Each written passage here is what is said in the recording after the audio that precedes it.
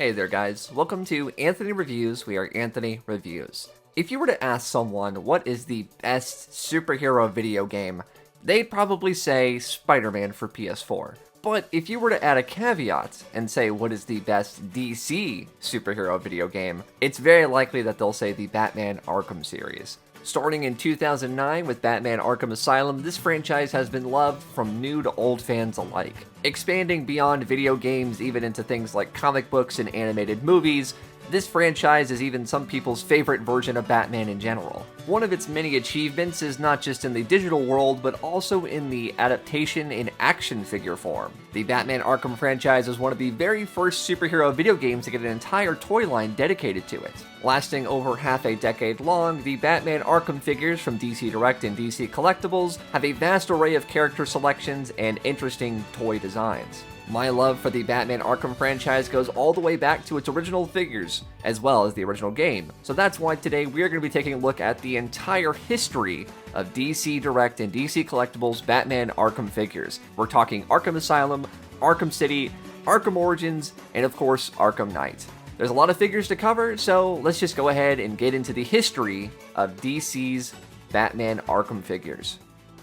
As I mentioned earlier, action figures based on a superhero video game weren't exactly the norm here. While we did have action figures based on video games in general, as well as occasional figures here and there that took inspiration from video game designs, we had never had a full line dedicated to a superhero video game before. And if anyone was going to do it, it was going to be DC Direct. DC Direct, eventually DC Collectibles, and now DC Direct yet again, was a company in-house dedicated to making action figures and collectibles directly inspired by the artwork from DC Comics. Through the 2000s and through the 2010s, this was the only place to get figures that were directly based off of artist work. Whether it be statues, or figures, or just general replica items, this was the place to go if you were a DC fan. At New York Toy Fair 2010, we got a look at a new statue from DC's Batman Black and White line, a line dedicated to various versions of Batman done in a black and white style. The new addition I'm of course referring to is the Arkham Asylum Batman, based on the cover art from the video game. While I won't be going over every statue that is included here, it is good to note that this was the first piece of Batman Arkham merchandise that we had gotten from DC Direct. While not a figure, it was definitely a sign of things to come. As rumors began to spread throughout the spring, in early May we got the official confirmation from solicitation stating that we would be receiving an actual line based on Batman Arkham Asylum. We got our look at 4 figures in Wave 1, that being Batman, Scarecrow, Joker, and Harley Quinn. Each of these figures take direct inspiration from the video game. There would certainly be no mistaking these figures for any other version of Batman and his rogues gallery. To say that people were excited would be a bit of an understatement. Batman Arkham Asylum in 2009 had received quite a bit of praise, both from critics and fans alike. The way it adapted these classic characters and felt like something straight out of the animated series, partially due to the fact that Paul Dini was a writer on the game, was a great blend with its sort of more mature and darker aesthetic. Fans that had grown up with Batman into video game players themselves finally had something that they could call their own.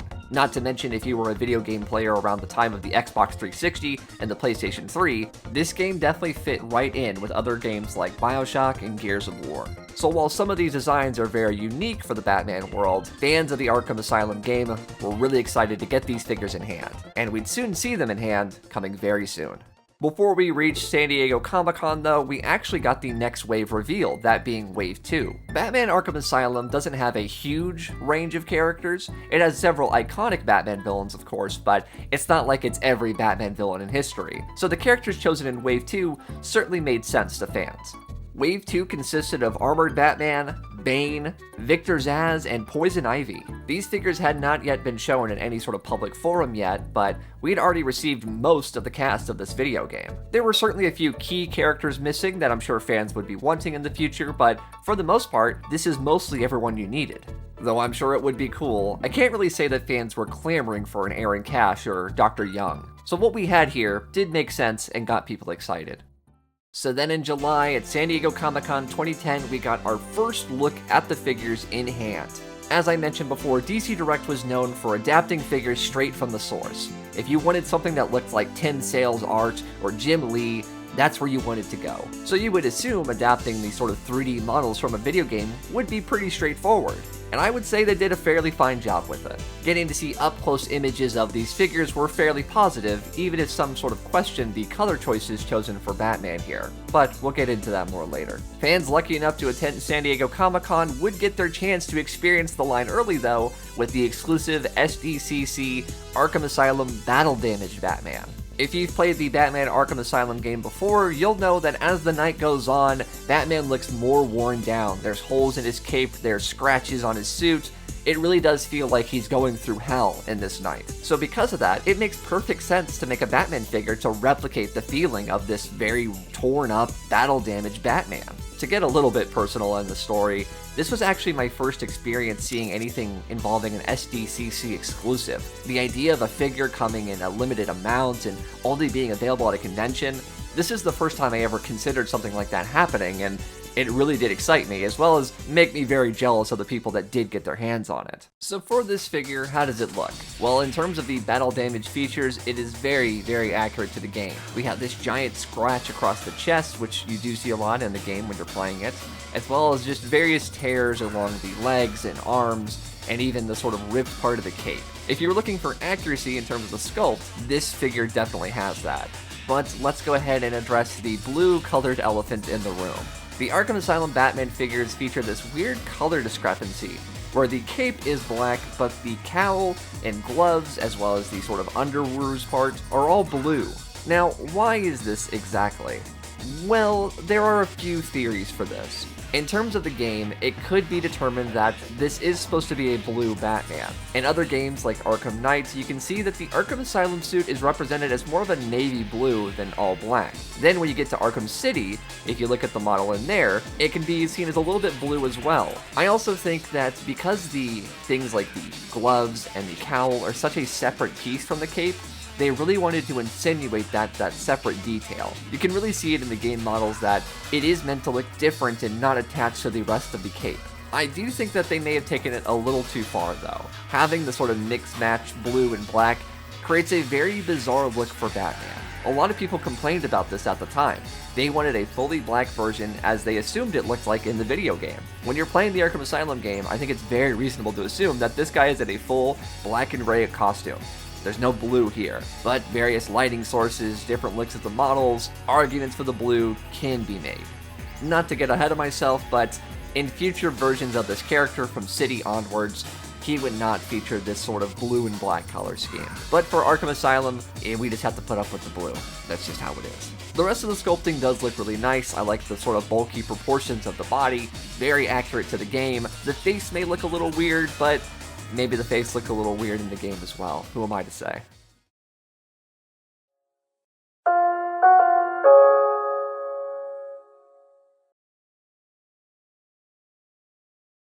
Now, the official wave of figures weren't scheduled to come out until 2011, the following year, so we had a little bit of time to wait until we got the rest of these figures in hand. But 2010 did offer one more thing, the reveal of Arkham City. A sequel to Batman Arkham Asylum was in the works for quite some time, pretty much immediately after the release of Arkham Asylum, so it made sense that we get a teaser within the year. I remember watching this teaser trailer over and over again, just trying to catch all the little Easter eggs and details that were included. As a fan of Arkham Asylum, I was so excited for City. This was one of the most anticipated things for a Batman fan at the time. With Arkham Asylum figures on the way, it only made sense that we'd be getting Arkham City figures too, right? Well, we'd find out soon enough. To start off 2011, we have our first wave of Batman Arkham Asylum figures that we had seen the previous year. To reiterate, this line included Batman, Scarecrow, Joker, and Harley Quinn. Easily 4 of the most iconic characters in the Batman Arkham Asylum video game. Let's take a look at these figures starting with Batman. Now this Batman is more or less the same figure that we had seen at San Diego Comic-Con the last year, just not battle damaged. So if you needed a clean-cut, normal-looking Batman for your collection, well, this was your guy. As mentioned before, he does feature a very nice amount of detail sculpted throughout his body, little things like rivets in the suits, the musculature, everything. It looks perfect. Something I really like about this Batman design that eventually would go would be the trunks. Around this time, Batman had lost the trunks along with Superman in the comics, so it makes sense for future iterations to not include it. However, I like the sort of amount of realistic sculpted detail on this guy while also looking like comic book Batman. He has sculpted abs, he's got the underwear on the outside. It is just comic book Batman, just with a realistic texture applied. As mentioned before, he still features the blue and black color scheme with the cowl and the cape and such, so if you're not a fan of that, unfortunately, that has not changed. I guess now would also be a good time to talk about the articulation of these figures. DC is known for its two toy lines in the 2010 periods, that being Mattel's DC Universe Classics and DC Direct's, well, DC Direct figures. DC Direct was known for its sculpting, its accuracy to detail, not so much its articulation. It often featured very basic points, such as movement at the knees and the elbows and even the head, but beyond that, there wasn't a whole lot going on. If you were expecting things like Toy Biz Marvel Legends with swivels and finger joints and things like that, well, you were looking in the wrong place. The Batman Arkham Asylum line continues this trend with very, very basic points of articulation, which some may argue why not just make them statues. My counterpoint to that argument is simple: because they're action figures, get over it. Let's take a look at one of the more drastically altered versions of characters, that being the Scarecrow. Scarecrow has had a lot of looks over the years, something as simple as like the Wizard of Oz look with just a guy who is a scarecrow, and then you have things like Batman the Animated Series, which he went through many different versions. One particular version appearing like a dead hangman, which I'm quite a fan of. This version is quite unique. I guess he's supposed to feel like he threw his costume together with bits and pieces that you can find around Arkham Asylum. A lot of these characters have that unique feel as well, other than the Joker, who was recently brought to the asylum at the beginning of the game. Because of that, we get a very scrawny, exposed version of Scarecrow.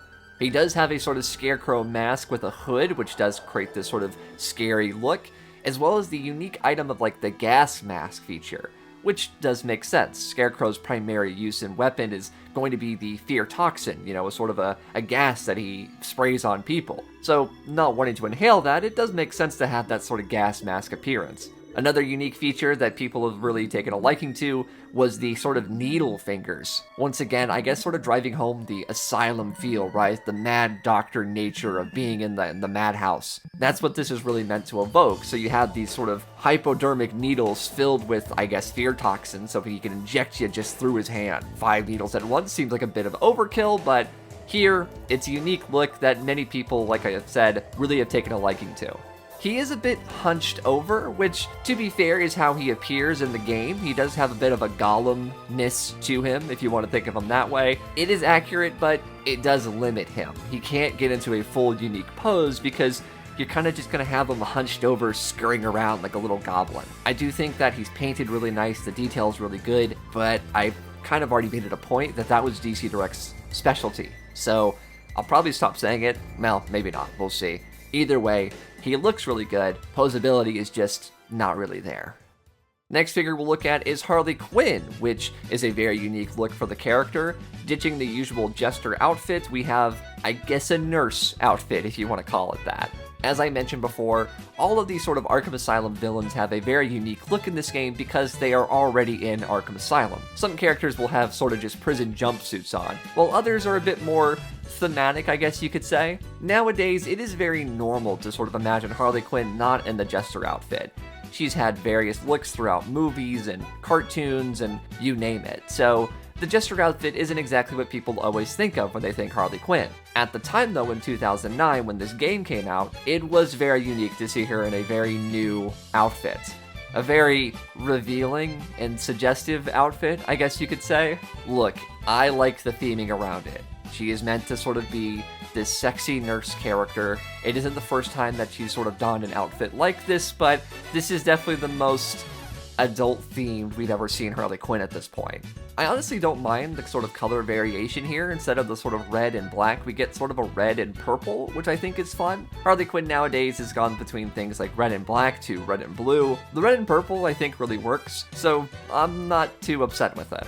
I mean, I'm not trying to sound like a pervert or anything, but I do think that this figure looks good. I think they captured the look of this nurse Harley Quinn really well. Is this something I imagine the character in often? No, not really. I will always be a Jester fan 100% of the time. But considering the setting of the game, what it's supposed to evoke, how you're supposed to feel, I like it. I like it for what it is. And I think this figure does a good job capturing that image. She does come with an accessory, that being Quincy Sharp's cane, which is appropriate. She is seen with it in the game, so if she has to come with anything, yeah, that would make sense. The last figure in the wave is, of course, the Joker. Now, the Joker is one of the biggest stars of the Arkham franchise. He is in almost every single game, and of course, much like how Batman was the return of Kevin Conroy voicing the character, Mark Hamill returned to voice the Joker. The question of who's your favorite version of this or that character is very common, and Joker is definitely one of those people who people ask, who's your favorite Joker? Is it Jack Nicholson? Is it Heath Ledger? Back then, it was very common to sort of pull out your nerd card and show your elitist points by saying, actually, my favorite Joker is Mark Hamill. And to be fair, there is reason behind that. The Batman animated series featured Mark Hamill as the Joker, and for many people, that is their ideal version of the Joker. Just the right amount of scary, the right amount of funny, everything. And that Mark Hamill performance permanently changed how we saw the Joker moving forward. The Joker in this game feels very appropriate. He's the Joker, but real. Very similar to Batman in that sense. He has all of the general features, this sort of long-limbed body with the purple suit and the green hair. Yeah, that's how you imagine the Joker, just with a very real-world, dirty aesthetic. Around the time, we had the Heath Ledger Joker featured in The Dark Knight, which was a very real Joker in quotation marks. So to have this version of the Joker, which still felt like the clown Joker that we all know and love from the cartoons and comic books, but with that realistic edge, it was an appropriate mix of things at the time.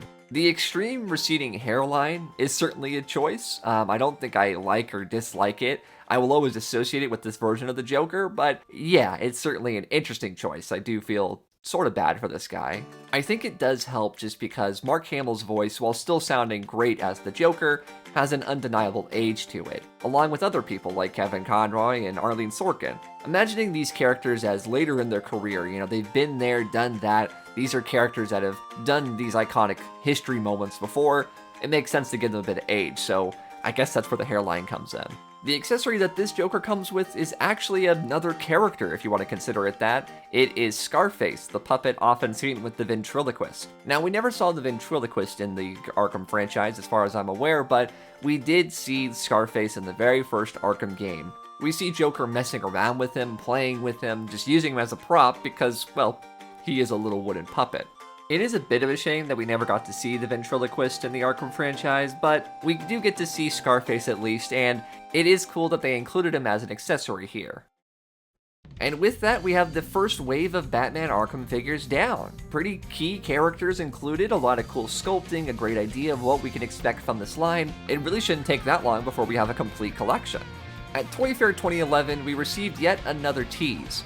While we got to take a look at some of the Arkham figures we had previously seen before revealed, we now got our first look at Arkham City with the look at Harley Quinn.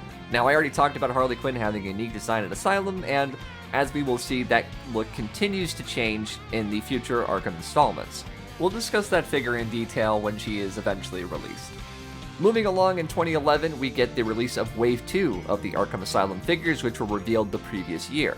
Much like Wave 1, this wave included 4 figures: Armored Batman, Bane, Victor Zsasz, and Poison Ivy. Let's go ahead and start with Batman yet again. This is his armored look. In the game, when you beat the original story, you get to unlock the armored version of Batman. This is a very panel line heavy, souped up version of Batman that is more or less the same, but he's got armor on him. I'm not as much of a fan of this version as I am the normal version of Batman. As I mentioned before, I thought that the regular version of Batman was a good sort of modern, realistic interpretation of a classic Batman costume. You had all the normal stuff in there, just a bit more realistic, I guess you could say. This one takes that a bit further, making him more armored. I guess that's pretty much how it is. He's a lot shinier than normal Batman, so if that's something that you like, then you can have a nice shiny Batman on your shelf. And as mentioned before, a lot of different panels on his legs and his torso, and just to give him that sort of armor-plated look. The cape is slightly different, you get more of a billow to it, so that is unique versus the cape that we had previously, but yeah, it's the same Batman, just shiny. Not really anything special in my opinion, but it did happen in the game, and it is an option to get a Batman out there in the wave.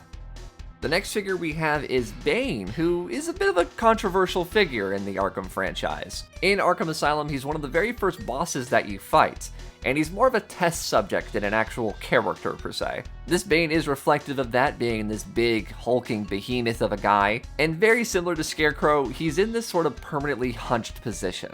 Maybe this has to do with his size or just general sculpting, but he really can't do a whole lot, even compared to other figures in the line. No knee articulation, nothing like that. He is permanently in this sort of big, beefy, hunched over position. Unfortunately, I wouldn't even call that accurate to the game either. The way Bane works in the game is that he charges at you, running full speed, trying to tackle you, and you have to jump out of the way. Well, you can't really get a running pose out of this guy, he's just sort of there. Maybe you could try to cheat, maybe look like he's breaking Batman's back, but it's not really like that happened in the game anyways. In terms of paint and sculpt though, much like every other figure in this line, he does look really nice. I like the grimacing face, and I like the sort of green veins all over his body. Overall, he looks like the character in the game. He just can't really do anything the character in the game can do, which I would argue is a little bit disappointing for sure. I think the most persistent theory is the reason he's crouched like this is so that he can actually just fit in the box. Yeah, I don't know if that's necessarily the workaround that you want to have with this type of figure. Next up we have here is definitely the most obscure in terms of Batman characters, that is Victor Zsasz. Now earlier I had mentioned that Bane is the first real boss fight that you have in terms of iconic Batman villains, but you do fight Zsasz, I guess you could say. Zsasz is less a boss fight and more so a tutorial on how to do stealth takedowns. He's holding a hostage there and you have to sneak around in order to take him out. Victor Zsasz is definitely an iconic Batman villain in the Arkham franchise, constantly popping up and having a very creepy demeanor. Just like the others though, he's very, very limited in terms of articulation. I don't know why this was such a consistent thing, but he's very hunched over. Which, I guess he kind of appears like that in the game, you know? Very similar to Scarecrow. I guess Arkham Asylum turns you into a Gollum-esque character, but it does limit him in a major way. The poor bastard doesn't even have knee articulation. He does look creepy with the expression that they gave him, which is accurate to the game, and like I mentioned before, he does look like he has parts and pieces of his Arkham Asylum inmate outfit as his costume. So visually, I do think that he looks like Victor Zsasz from Arkham Asylum. In terms of a figure though, I'm sure that this was probably very, very low on collectors' lists. Especially considering that there is a very, very big, major character that we hadn't seen anything from yet. Maybe we'll get to him eventually. The last figure in the wave is Poison Ivy, who plays a very major role in Arkham Asylum. She's got a memorable boss fight, and her sort of powers do change the landscape and the storyline of Arkham Asylum. This is another character that is very, very revealing, I guess you could say. Now, compared to someone like Harley Quinn, who got a complete makeover, you know, instead of her normal jester outfit, she had the nurse outfit on, I guess you could argue this is more or less how Poison Ivy generally looks. Like when you think of Poison Ivy nowadays, you can think of the green skin and the very revealing clothing. So in terms of that is accurate. The only real distinct feature here is her sort of Arkham Asylum top that she's wearing. Initially looking at this, I thought that her top was a bit too red, thinking that maybe she wore something a bit more similar to the other Arkham inmates with orange. But looking back at the game, no, it's absolutely red, so it's accurate. The sculpting of the hair is a little funny to me. In the game, she has this very ethereal hair that kind of moves and flows as if like she's underwater for some reason. I guess because she's like a plant, and they kind of wanted to give it like a living, almost Medusa-esque quality to it. So for the figure, she just has hair that's swooped back, and it helps for articulation. Her hair's not going to get caught in anything, but it looks a bit odd when it's just a figure that's standing still, that can't undulate like her hair does in the game. Much like all Poison Ivies, this is a green naked woman, so if you like that kind of thing, this figure is very good. San Diego Comic-Con didn't really have a whole lot to go over by itself, so I'll be talking about it and New York Comic-Con from 2011 at the same time. So while not a whole lot was shown off at San Diego specifically, we did get our first look at a deluxe figure in the Arkham line, that being Killer Croc. Now, I had mentioned previously that Killer Croc was a character that was very, very much wanted by fans. one of the last big villains from the Arkham Asylum video game that we hadn't gotten yet, now in this massive deluxe scale. By the time we get to New York Comic Con just a few months later, we'd have 2 more figures in this deluxe scale, that being Titan Joker and Mr. Freeze. The Arkham franchise has its fair share of larger characters, and after the sort of debacle that was Bane, now we could have characters like Titan Joker and Killer Croc in the massive forms that they should have. While Mr. Freeze wasn't as big as the other ones, you could tell that he had a lot more detail than your average figure, so that's probably where the price increase comes in. On top of the deluxe figures at New York Comic Con, we also got our first looks at Wave 2, which consisted of a variety of characters like Catwoman, Hush, Riddler, and more. With Wave 1 of the Arkham figures just around the corner, and now other figures like Still from Asylum and Wave 2 coming soon, it was very easy to get excited about this line. And just like the year before at San Diego Comic Con, if you were lucky enough to be at New York Comic Con, you could get your hands on an early Arkham City figure, this one being Sickened Joker. As we had seen in the teaser trailers and other trailers for Arkham City, Joker appeared very sick, very ill. While Arkham City had not come out yet, we sort of assumed what could have happened to Joker between the events of Asylum and City. At the end of Arkham Asylum, Joker turns to this big Titan behemoth, and following that, I guess we're supposed to assume that he returned to his normal body, but it's taken a toll on him. This figure would be more or less the same figure as the Joker that we saw in the regular Arkham Asylum line. The main difference would be the general color scheme and the very, very sick head. I mean, look, it can be accurate to the game, but this figure looks a little gross, I won't lie. He just has this sort of blister-covered face and this crazy wide-mouthed smile. Like, it's Joker. It is very Joker, but it's a gross-looking Joker. I think that's fair to say.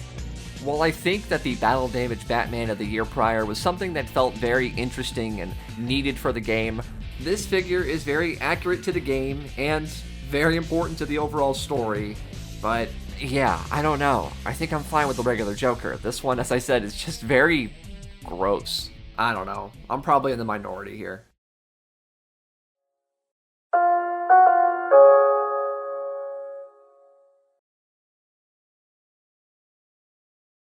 So the only wave of Arkham City figures to release in 2011 would be Wave 1. Oddly enough, instead of the 4 figures seen released in the Arkham Asylum waves, this would only feature 3 figures. Those 3 figures being Infected Batman, Robin, and Harley Quinn. Let's go ahead and start with Infected Batman. So I guess this is pretty much spoilers for the game Arkham City, so if you haven't played it yet, I'd suggest go playing that now. Spoiler alert, Batman is infected with the Joker's blood. We saw the Sickened Joker earlier at San Diego Comic Con, and now we have Infected Batman to go along with it. Now, I'm sure fans may have wanted a very straightforward, normal Batman, especially if they had not started collecting with the Arkham Asylum line. I guess the logic for DC Direct at this point was, it hadn't been that long since we released the Arkham Asylum figure, and for the most part, Arkham Asylum and Arkham City look very, very similar. So in order to get a Batman out there that was more unique for this line, they decided to go with this unmasked, infected Batman. I guess this is a little funny because I think this only happens once in the entire game, and the other character that this is featured with hasn't been released yet.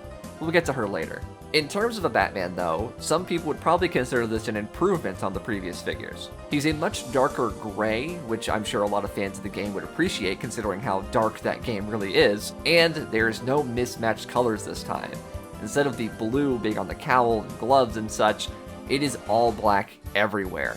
I'm sure debates could be had on whether this is accurate or not, but in terms of collectors and their opinions, this is what they were wanting from the start. I will say that adds a little bit of sting to it just because if this was a normal Batman in these colors, fans would be all over it. But because it is Infected Batman with this very, interesting looking Bruce Wayne head, it is a bit more particular. It's not going to be everyone's cup of tea. Well, probably should have saved that line for a later Batman. For a figure though, it does look good, and I'm excited to see this more normal Batman in the future. Next up is a character that was in Arkham Asylum, but now she has a brand new look, that being Harley Quinn. So as we mentioned before, the nurse outfit was very specific to the Asylum. You know, it was meant to be thematically appropriate for the setting. This time, however, she is just in a Harley Quinn, I guess, themed outfit. It's not the Jester. We clearly are not getting the Jester outfit at this point in the Arkham Asylum series. I guess maybe they thought that that was too silly, I'm not really sure, but we have Harley Quinn in a leather outfit. It does feature some similarities with the nurse outfit, like the very tight sort of corset that she's wearing around her body. She does have quite revealing cleavage. Yeah, these are things that this Harley Quinn has. I'm not the biggest fan of this look, and arguably this could be where we sort of pinpoint the modern downfall of Harley Quinn design-wise. Now hey, if you like a lot of the modern designs, more power to you, that is up to you. I'm more of a classic Harley Quinn fan, and after this point, and the New 52 comics as well, we see the sort of change in Harley. You know, the sort of colored pigtails and the leather outfits, and, you know, not really a Harley Quinn. That's kind of my biggest problem, is her name is Harley Quinn, she goes with the Joker who's a clown. Harley Quinn! This isn't a Harley Quinn. You know, I don't think I'd be harping on it so much if it wasn't so drastically different. Other characters like Catwoman and Poison Ivy are still really sexy and revealing, but Harley Quinn traditionally never really was that. But the figure looks fine. It looks like how she does in the game. If you like this design, this is a perfectly good representation of that character. It's just not my ideal Harley. That's all I'll say. Speaking of a character that feels like they tried really hard to adapt it for the modern times, this is Robin. While we don't get a lot of characterization for this Robin, this is Tim Drake, the third Robin in terms of Batman's history, and he feels like Robin for the most part. This is a very muted Robin, and I will admit it feels a bit try-hard. He has the red, and he does feature a hood, which is not really associated with Tim Drake normally. That's usually a Damian Wayne thing, who was Robin in the comics at the time. I can see where they pulled it from, but in terms of Tim, it does come off a bit strange. Try-hard is the word I'm thinking of here. That's really what I would describe this Robin as. He's sleeveless, like a lot of Robins often are, but he's very Kevlar'd out, he's very armored up. He does have hints of green, like in his sort of gauntlets and everything, but his pants are gray, and he has sort of like silver shin guards. Yeah, I don't know. I don't know if this Robin design really works for me. It's not very busy, which I like. I like how simple it is, and while you can't really see it here because they wisely put the hood up, this Robin has a shaved head. Kind of a weird choice, especially for Tim Drake. Yeah, I don't know. The figure's fine. They have all the sculpted detail here, but as a design, yeah, I could take or leave it. It feels like they tried really hard to make Robin look cool, which, in my opinion, doing that is inherently lame. So moving into 2012, fans really had a lot to look forward to. We knew that they were continuing the Arkham Asylum figures, as well as the Arkham City figures, so really, you had a lot to pick and choose from. At New York Toy Fair 2012, we continue to get looks at the Arkham franchise with Arkham Asylum figures as well as Arkham City figures. Some of these figures we had seen the previous year at New York Comic Con, but we did get some new looks at new figures, mostly from Arkham City. As mentioned before, there were quite a few characters that were in Arkham City that were not in Arkham Asylum, so this was a good way to build out that Batman roster of characters. If you were a fan of this version of Batman and his rogues gallery, you were probably really excited to build out every potential version of these characters here. To start off 2012, we got two deluxe figures from Arkham Asylum, that being the Titan Joker as well as Killer Croc. Titan Joker is a bit divisive, I would say, for fans. He is the final boss of Arkham Asylum, but many people consider him to be a bit disappointing. The idea of Joker, this criminal mastermind, sort of filling himself up with these monster steroids to do a fist fight with Batman, isn't exactly what a lot of fans imagined for Arkham Asylum. Putting those thoughts aside though, we do get this very big, very scary version of the Joker, and I do think that he looks impressive. The deluxe scale for the Batman Arkham figures was intended to make figures that could not fit in that normal packaging. We had mentioned before Bane, how he had to be sort of scrunched up in that original box to fit, and a lot of fans were pretty disappointed with that. Now though, as opposed to making Joker this curled up big behemoth, he can now stand at his full height and be appropriately imposing. Much like the Sickened Joker that we saw from Arkham City at Comic-Con last year, he is appropriately gross, I would say. He has all these sort of tears in his flesh and protruding bones in places. He's creepy, which is how he's supposed to appear. The wild grin and the hair now becoming a mohawk, not exactly sure how that happened. He does look like how he does in the game. Like I mentioned before, he's probably not a lot of people's favorite version of Joker, and some people probably passed on him because of that. But in terms of a toy, this big, scary, hulking Joker character, he does look good. The figure that fans were more excited for was definitely Killer Croc. Killer Croc, often depicted in the comics as a sort of big, evolving behemoth of a character, was also that in the Arkham Asylum games. He also featured one of the more memorable sequences of having to not run but carefully sneak by in his lair. This character is big and scary, and I really like a lot of the detail here. His scales are nicely painted, he's got these big scary crocodile teeth, and the sort of broken chains on his wrists and ankles is a very cool touch to make him feel like he's gotten loose, and it's appropriately scary. As mentioned before, Killer Croc is really what fans wanted to sort of round out this group of characters. When you think of Arkham Asylum, you think of characters like Joker and Harley, as well as Poison Ivy and Scarecrow and even Bane. But Killer Croc is that last villain needed to really fill it out. And now, Arkham Asylum fans had that. So even though there were probably characters that they could continue to do, like various thugs and the Doctor characters, and like I mentioned, Aaron Cash, which would be appropriate to go with Killer Croc, the main characters were all here, and fans were really happy to see that.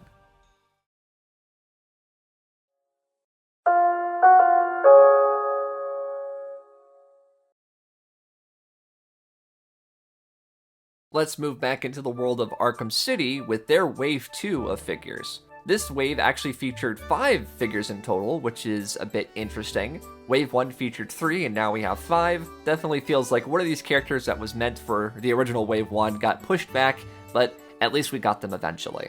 Wave 2 consists of Detective Mode Batman, Catwoman, Hush, Riddler, and Mad Hatter. Now, I will admit, this is a bit of a weird lineup, I will say. Arkham City has a huge amount of characters in it, both small and large. So there's definitely a good variety to pick from. But I would say people were definitely expecting characters like Penguin or Two-Face way before someone like Mad Hatter, or especially Hush. I mean, Hush himself is only featured in one small scene, so to have him in Wave 2 is very strange. But of course, this is 2012, fans still had a fondness for Hush in their hearts for one reason or another, so I guess that's why they included him. Let's go ahead and take a look at these figures, starting with Detective Mode Batman.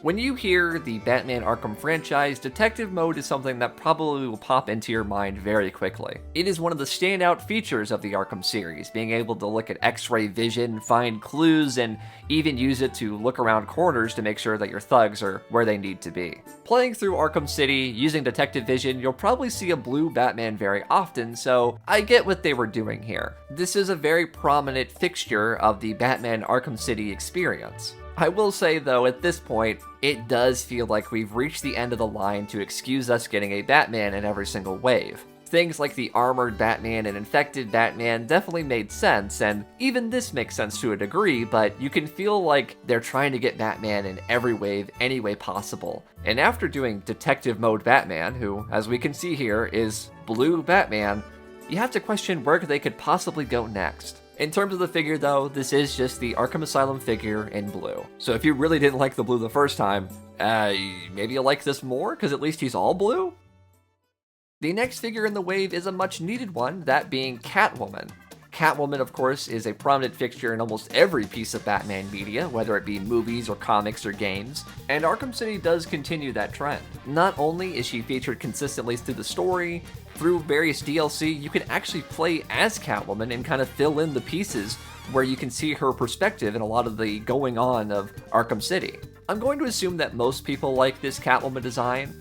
A lot of the modern Catwomans around the 2000s period was the sort of black bodysuit with the goggles, and that is essentially what we got here. Sure, it does feature things like the sort of realistic texture like a lot of the other characters in the series, but for the most part, she does look like Catwoman. She does have a choker on, I guess because she's a cat, so it's like a collar. You know, that could be for some people, it could be for others, I don't know, that's just up to you. But in terms of accessories, she does come with appropriate things, like her whip, as well as the bola that she likes to throw. This is a really good Catwoman that could really just be your normal Catwoman if you needed one for your collection. It works for the games, it even works for the comics. This was probably a lot of people's favorite of this wave. Next we have that oddball I mentioned earlier, that being Hush. Once again, Hush is not a prominent character in Arkham City. He's a sort of side mission that you follow through and was sort of meant to be an Easter egg potentially leading to future games.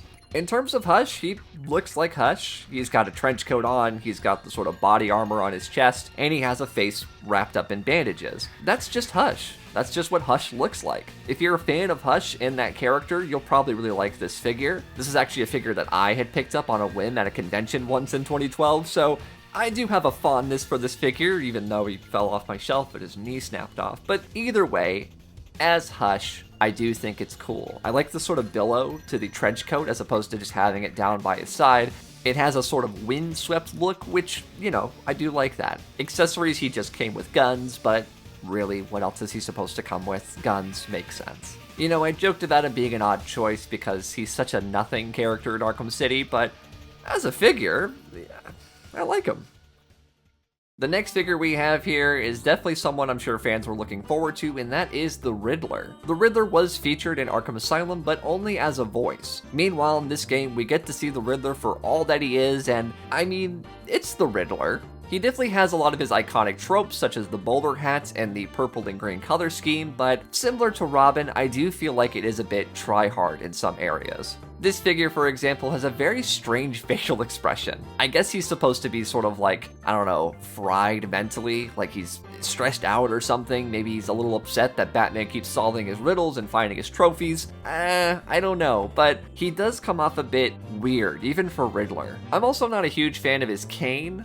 It's very blocky and really doesn't represent the Riddler, I feel like, in these games super well, just because you think of the Riddler trophies and how those appear, so maybe a cane something similar to that would be a bit more appropriate, but this just feels like a pipe that he found or some sort of iron that he made into a vague question mark shape. I don't know if it works for me. Especially because I feel like the Riddler in the games is very fun. He's very eccentric. You know, the Wally Wingert performance is really good. So to have a very realistic, in quotations, sort of version of the Riddler, I don't know. Very similar to Robin, a little try-hard, a very weird take on him visually. I don't know if it necessarily works here, but it is the Riddler. He looks like the Riddler for the most part. He's here. The last figure of the wave is another oddball choice, that being Jervis Tetch, the Mad Hatter. Now, the Mad Hatter does appear in the game and can be a bit more prominent than characters like Hush for sure, but he is very optional and, once again, very lower tier in terms of Batman villains. Now, Jervis is a character that has quite a few looks, whether it be in the comics or the cartoons, or if you want to go technical, the actual Alice in Wonderland interpretations, but this one, I guess, went for, once again, somewhat realistic. He's a very short figure, arguably a little too short, if you ask me, but he does have all of the various features of the Mad Hatter. He's got his hat, he's got sort of a faux sort of British accent thing going on. I mean, it's undeniable who he is. Like, you look at him and you think, yeah, that's the Mad Hatter, like, I get it, but once again, it's that real world feel that the games love to do that just makes him feel a bit like a homeless man. Now granted, Arkham City is supposed to be this like prison that you live in, you know, it's meant to be violent and dirty and all of these things, so I guess homelessness is supposed to be an aesthetic? That sounds weird to say. I don't like that I said that. Either way, the Mad Hatter, he's grimy and he's small and he's got a big hat. He's here if you want him. That's it. Moving on to Wave 3, and we can really see just how many releases Arkham City had in 2012. While the Arkham Asylum figures felt a little late to the party in terms of that game's release to the figures release, it really did feel like they were trying to get as many figures out for City while it was still popular at the time. Wave 3 actually consisted of 6 figures, so we're really bumping up the numbers here, that being Batman, Azrael, Ra's al Ghul, the Penguin, Clown Thug Knife, and Clown Thug Bat.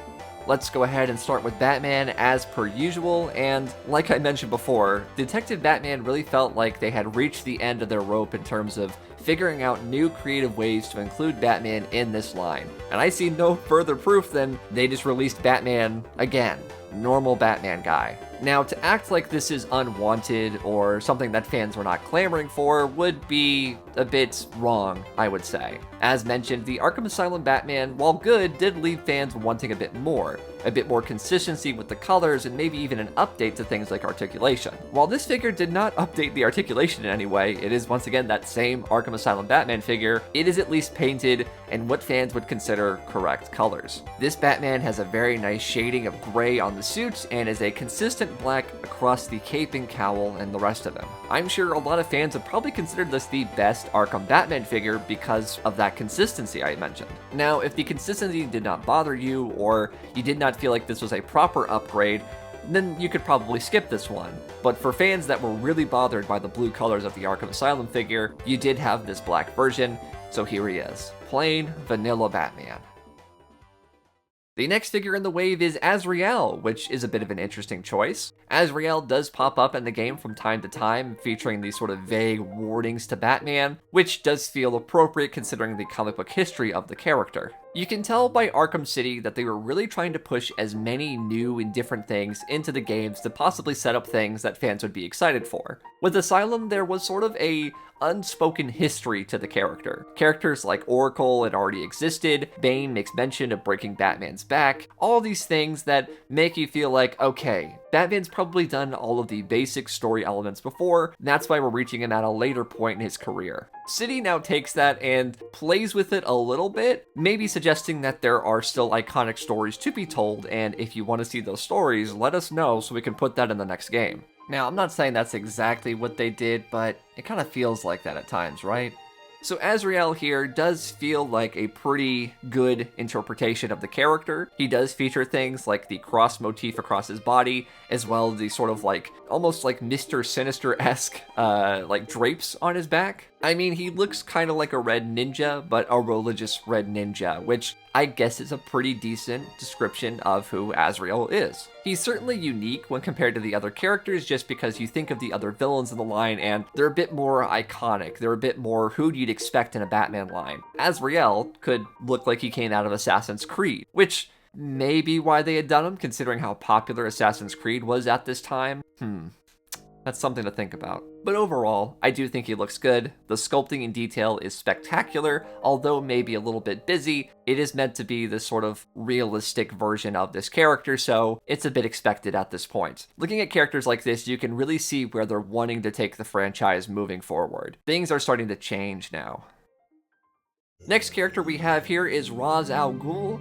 Ra's was a character that was actually revealed to be the true mastermind behind Arkham City, working with Hugo Strange, so it makes sense that they would want to include him in the line, and Ra's al Ghul is just sort of a generally popular character anyways. I guess I should also address the elephant in the room. Ra's al Ghul is how his name is pronounced in this game, as well as other things like Batman the Animated Series. From my understanding, Ra's and Ra's are both accurate sort of interpretations of the word, depending on you're using the Hebrew or Arabic translations. I say Ra's al Ghul, that's just because that's how he says it in Batman Begins, so I'm going to say Ra's al Ghul. I know it's technically right or wrong depending on who you are, now let's leave it at that. Ra's technically doesn't have a whole lot of iconic sort of looks. There's the shirtless look that a lot of people will be familiar with, and he does technically wear a lot of green. You know, he's often depicted wearing some sort of green suit or green cape. Green is his color. Here they decided to include those green colors very sparingly, but they are present. I guess they wanted to focus on the sort of ninja motif first and foremost.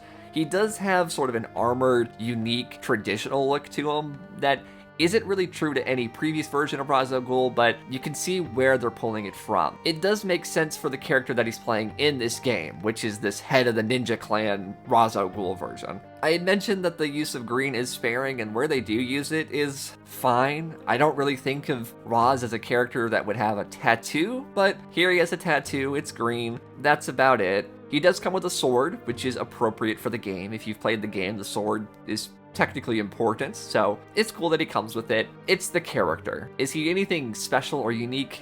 No. Do you need him for your collection? Yes, I would say so. Next character we have is a much needed one, that being the Penguin. The Penguin being one of the most iconic Batman villains featured in many movies and cartoons at this point. He's a character that you can say and your average person will understand, yeah, the Batman villain, I getcha. And in terms of the Arkham City game, Penguin is very prominent. He's featured in a lot of the scenes in the storyline. You go to the Iceberg Lounge. Penguin is a very appropriate character to do in the figure line. For the most part, this looks like the normal Penguin.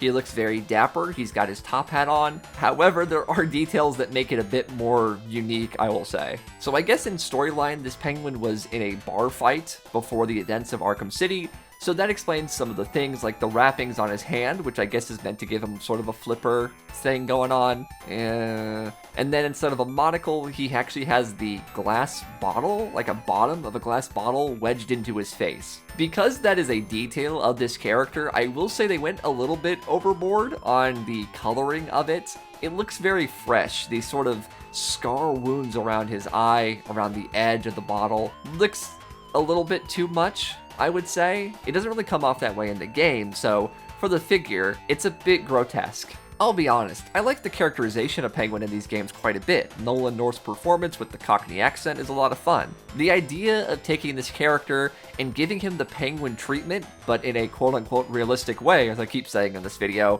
is a bit silly. Like I said, the wrapping on his hands to give him a flipper look, that's silly to me.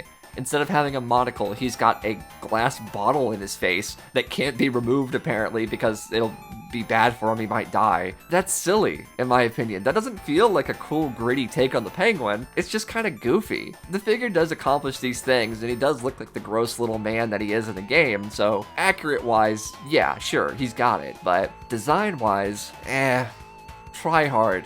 That's the word we keep coming back to with this franchise, is they're trying a little too hard to make this cool. Let's go ahead and talk about the next two figures together because they are basically the same. That is two different clown thugs, one with a knife and one with a bat. So in the Arkham games, you're gonna need people to fight. You know, you just can't just fight the normal villains all the time. You defeat them in a second and then it'd be over. So you need Batman to fight, you know, this gang of characters, all these different thugs and criminals. And so that's where these figures come in. To sort of fill the void of various other mindless, faceless henchmen, you get thugs. I do like the variety here. We get one clown thug with a knife and green hair, and then you get one with a bat with orange hair. Both characters you see in the game, yeah, they're good. Are they must-need figures for a collection? Not necessarily, but if you're a fan who likes to army build or make sort of display dioramas with your characters, then these are really cool because they really make you feel like you're playing the game. Because in the game, you're beating up countless versions of these guys all over the map, so to have figures of them is appropriate, I would say. It is a little funny that they sort of continue the theme of the Arkham Asylum inmate look. If you look at their pants, they're these sort of orange jumpsuits that we saw in the Arkham Asylum characters. And I get that Arkham City is a continuation of Arkham Asylum. Instead of using the island, you've got this part of the city that's been sanctioned off, and now you've got all these criminals living here. So I guess it still makes some sense that they'd be wearing, you know, uniforms or outfits given to them, but I don't know, it made more sense in Arkham Asylum, because that was the asylum, so you had these sort of prison jumpsuits. I get that. This is a prison city, but other thugs that work for characters like the Penguin or Two-Face are just far more customized and unique than these. And maybe for the Joker thugs, the orange just goes with the sort of Joker clown look, but I don't know. It's a bit bland just because that's just what they're given. It makes sense, but it definitely feels like it made more sense in the first game.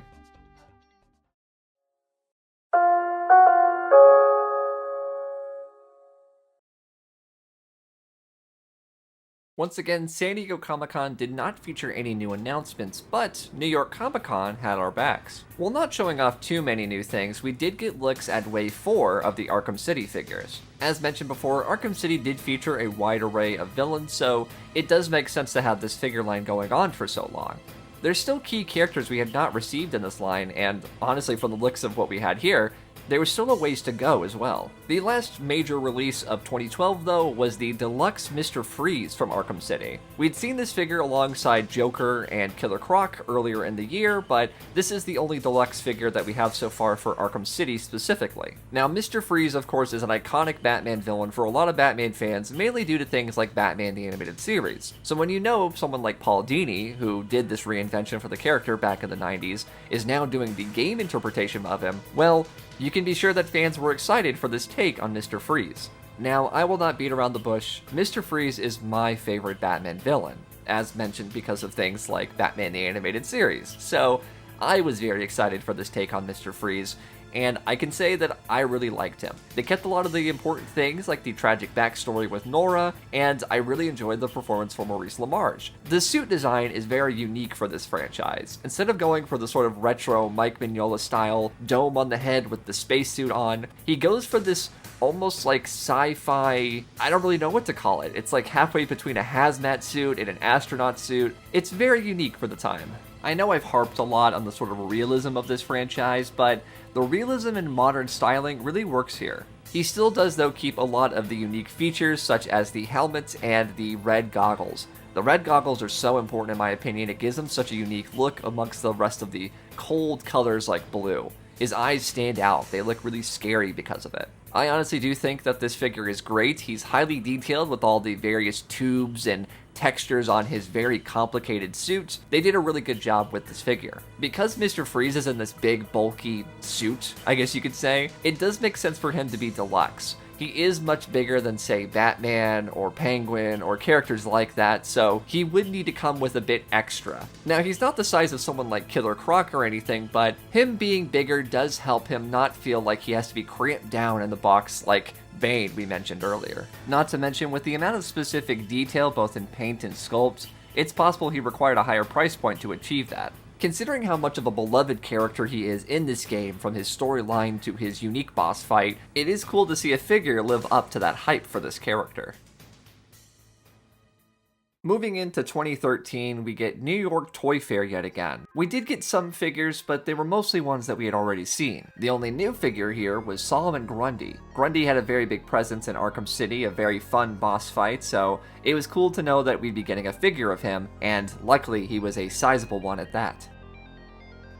Our first major release of 2013 was actually not an Arkham City figure, but rather a 2-pack from Arkham Asylum. We got a 2-pack featuring Bane and Batman. I feel like this 2-pack is cool for a number of reasons. One, it shows that they're willing to go back to Arkham Asylum and not just focus on the current game city. Two, these are characters we'd already received before, so even though we've gotten a few Batmans at this point, if you still hadn't gotten a Batman, you could get one this way. And finally, Bane was a character we had already gotten in a way that people weren't exactly a fan of. We had mentioned before he had featured this sort of crouched down version of himself to fit into that packaging, but now this is a new version of Bane. Well, mostly a new version, I guess. Where that previous Bane was in a permanent squat position, this Bane can actually stand up, which I think that alone is enough for fans to pick this 2-pack up. He does feature some other changes here and there. The veins on his body aren't painted any color, as well as the tubes now being a red as opposed to a green.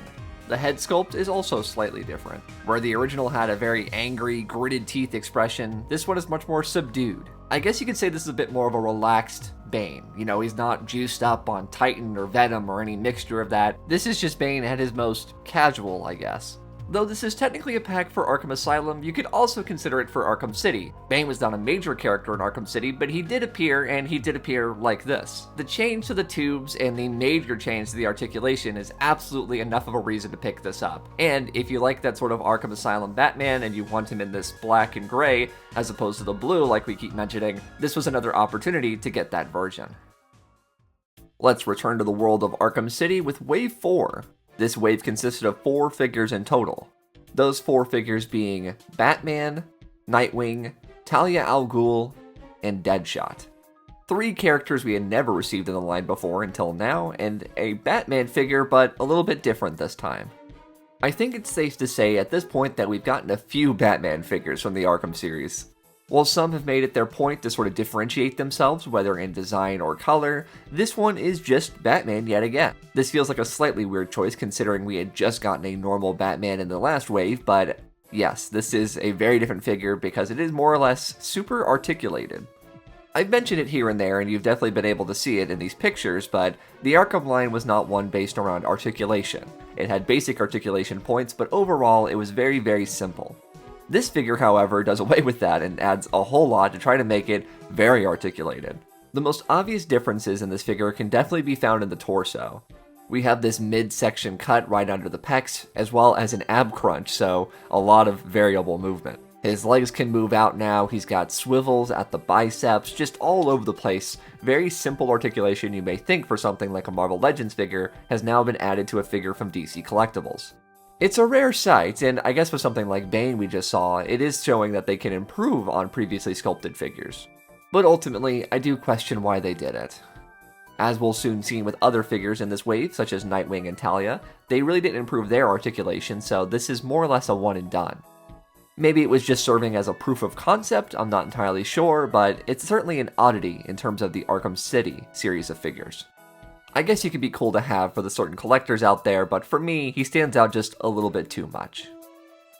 The Arkham City Nightwing one is interesting. He has all the hallmarks of Nightwing, with the sort of dark suit, with the blue lines on his chest that go down the arms. He has sort of a modern, sort of mop head haircut, and the domino mask. Of course, all of that is included with a very realistic texture to it. It has that sort of Kevlar feel to it, with little rivets and seam lines, and the things you'd come to expect for the Arkham series. I honestly feel like this is more in line with the Batman design than even the Robin one was. Robin felt very armor-plated, while this one does feel like a muscle suit made realistic, which is how I feel about the Batman. This Nightwing did come with accessories, that being his Eskrima sticks. This is the iconic weapon of choice for Nightwing, and in this game they did have a unique feature where they had this sort of electroshock sort of ability to them. This has sort of become like normal for Nightwing moving forward, so it's interesting that it started here. Normally with Nightwing figures you would get two just rods more or less, but because of the electricity powers that these have, they're a bit more detailed, there's a bit more going on with them, which I guess you could say about the rest of Nightwing in general. I'm not going to say that this is like the perfect Nightwing design, but of his sort of Arkham iterations, I do prefer this one. We'll take a look at another one in the far, far future of this line. Next, let's go ahead and talk about Deadshot. Deadshot is interesting. While he doesn't show up in the game that much, he does have a few good interactions, and he's a fun character to add to the collection. Deadshot is another character that is clearly looking as if he's taking bits and pieces from his inmate outfit and turning it into a Deadshot costume. For the most part, I think that he accomplishes that. He's got his big stupid red eye, he's got the sort of wrist-mounted sort of guns on his arms. It does look like Deadshot for the most part. It's nothing crazy. And like I said, because we have this sort of theme of taking costume pieces from other stuff, like an inmate outfit or a guard outfit or whatever it may be, it does feel like that. It feels very last minute, almost cosplay-esque if you ask me. He does feature his goatee, which he does have in the game and is a prominent feature of Deadshot in the comics, so yeah, I mean, it's Deadshot. You either like him or you don't. The last figure of the wave is Talia al Ghul. Now, Talia plays a major part in the story of Arkham City. She does feature as a love interest for Batman in the story, and, spoiler alert, ends up dying as well. So, she does come into the story quite a bit, so to have a figure of her, it's important to have, I would say. This is a necessary addition to the collection. Talia, I do think, looks good. She is basically just wearing a lot of leather in terms of her pants and a jacket. It is a bit revealing, you know, with the midriff showing and the exposed cleavage, but as we've seen with a lot of the girls in this franchise, that's not exactly new or unique to them. That's just how the women look like in the Arkham games, I guess. That's just how it is. But she looks accurate to the game, she looks really nice. She comes with a sword, which is important, I would argue, if you've played the games once again. So yes, as mentioned before, much needed. Definitely need to have this in your collection because it's Talia, and Talia's a big part of Arkham City. So very glad we got her 4 waves in.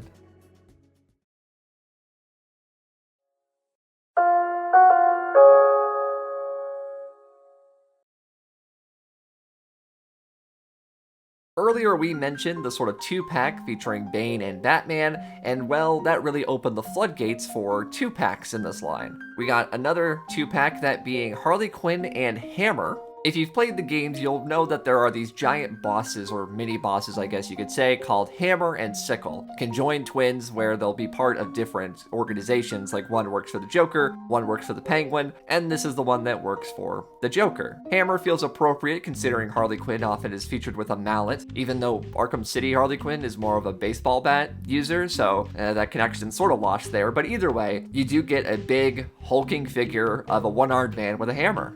Harley Quinn is just the exact same Harley Quinn figure we had gotten all the way back in Wave 1, but that was released over a year ago at this point, so maybe it makes sense if you hadn't gotten that Harley Quinn figure, this is a good chance to get her, as well as this big, towering Hammerman. Well, not Hammerman, but either way.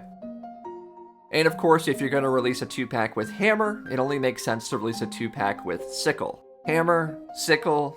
Do you get the sort of Russian motif here? It's pretty obvious. I mean, Sickle has a giant red star on his stomach. Like, they're not exactly subtle about it. I mean, I guess they could have called them the Communist Twins, but maybe that's a little too on the nose. Sickle, of course, comes with the Penguin, and much like the previous set with Harley Quinn, the Penguin is exactly the same as the one released previously. I mean, if you've already got the Penguin, you don't need another Penguin, and Penguin had released relatively close to the set, so unfortunately, if you got Hammer, you're gonna want Sickle as well, so you kinda do need to get it, just because there's that very large important figure in there, so you might end up with an extra Penguin, which is a little bit annoying. I don't know what else they would have come with. I mean, he works for the Penguin. It makes sense for him to come with this character, but yeah, it's just a little close to what we had just gotten. Makes you wonder if they had just released a 2-pack of Hammer and Sickle, if people would have bought that, or was the Harley Quinn and Penguin really that important to make sure that this actually got out to store shelves? I guess if you had gotten to the line late, these 2-packs were really a benefit to people like you. You know, with Bane and Batman, you get a Batman in there. With this 2-pack, you get Penguin, you get Harley Quinn in the other one. Like, it does balance out, but more so for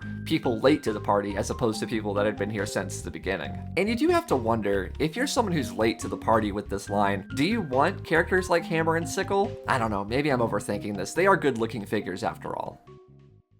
Also this year, because we saw them earlier at New York Toy Fair, we finally got the Arkham City Solomon Grundy figure. Now, thankfully, because of the deluxe size, it makes sense to release these larger characters. We had already gotten Titan Joker and Killer Croc, so Solomon Grundy makes a lot of sense to have in this very large scale. I mentioned before, but Solomon Grundy is a really cool part of Arkham City in my opinion. You get little hints and sort of surprises leading up to him, and then you get this big boss fight in Penguin's basement and the Iceberg Lounge. It's really memorable. It's a lot of fun, and I guess it's one of those times where Batman can break his no-kill rule because, well, he's already dead, I guess. So if you're into those loopholes, I guess that's fun too. Grundy's had a lot of designs over the years. Sometimes he's a bit more human-sized, and over the years he's got a bit more hulking, to say the least. I'm quite fine with this, to be honest. In this game, it does provide a little bit of variety. It provides something different. Like I said, a lot of the Arkham series is based in realism.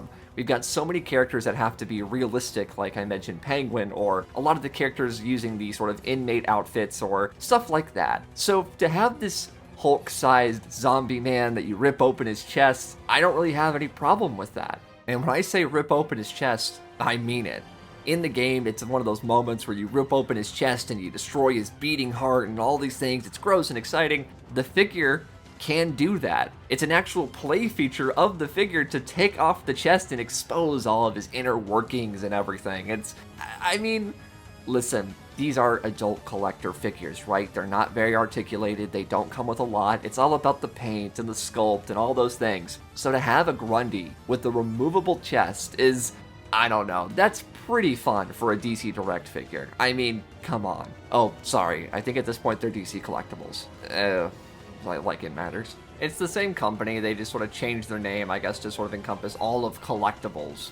It's important for the time period, I guess, but it's not important to the history of Batman Arkham figures. They're still the same figures overall. So we haven't mentioned it yet, but it's 2013, and that means that there is a new Batman Arkham game releasing later this year.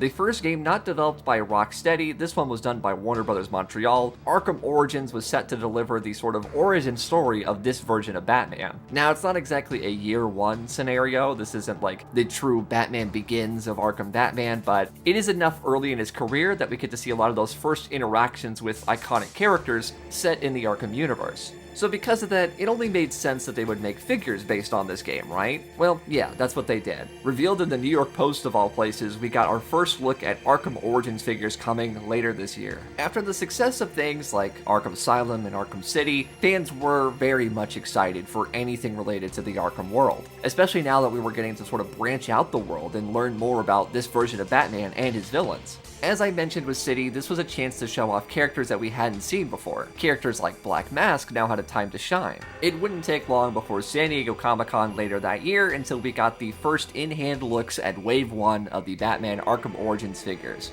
Like I mentioned, characters like Black Mask were definitely new and interesting to see, while others were a bit more familiar but had brand new looks to them. Bane especially seemed a lot less monstrous. Sure, he was still this big, hulking guy, but especially after something like The Dark Knight Rises had released in 2012, I think people wanted a bit more of a coherent Bane, a bit more intelligence as opposed to the hulking monster version we had seen before. The Arkham Origins figures weren't the only things from Arkham that were featured at San Diego Comic-Con. We also got an exclusive figure, that being Arkham City Hugo Strange. Hugo Strange is a bit of an interesting Batman villain just because he's not featured in a whole lot, but a lot of fans seem to like him. And I feel like most modern fans of Hugo Strange can attribute their fandom to Arkham City. Before the big reveal that Ra's al Ghul was behind it all, Hugo Strange was the villain leading the story in this game. He had figured out Batman's identity, he had locked him up in Arkham City, like, this was a very formidable foe for him. It is funny to have a figure of him, of course, just because he is just very much a doctor. To the average person, somebody might even think this is like a dentist figure or something. But for Hugo Strange, it is very, very accurate. As mentioned before, Hugo Strange is a bit of a weird Batman villain, so we don't get figures of him all the time. So to have a Hugo Strange in his full doctor attire is really nice. His main accessory being a syringe, which was featured very heavily in one of the early Arkham City teaser trailers, is a perfect touch. Strange is another one of those instances where this figure really could serve as a default Hugo Strange no matter the collection. While yes, it is accurate to Arkham City, thankfully, it is also just a perfect representation of him in general. It's kind of a shame that he's an exclusive for now. Like I mentioned, he's not Penguin or Joker famous, but he's very important. If you're a fan of the Arkham franchise and specifically Arkham City, this is absolutely a must-have.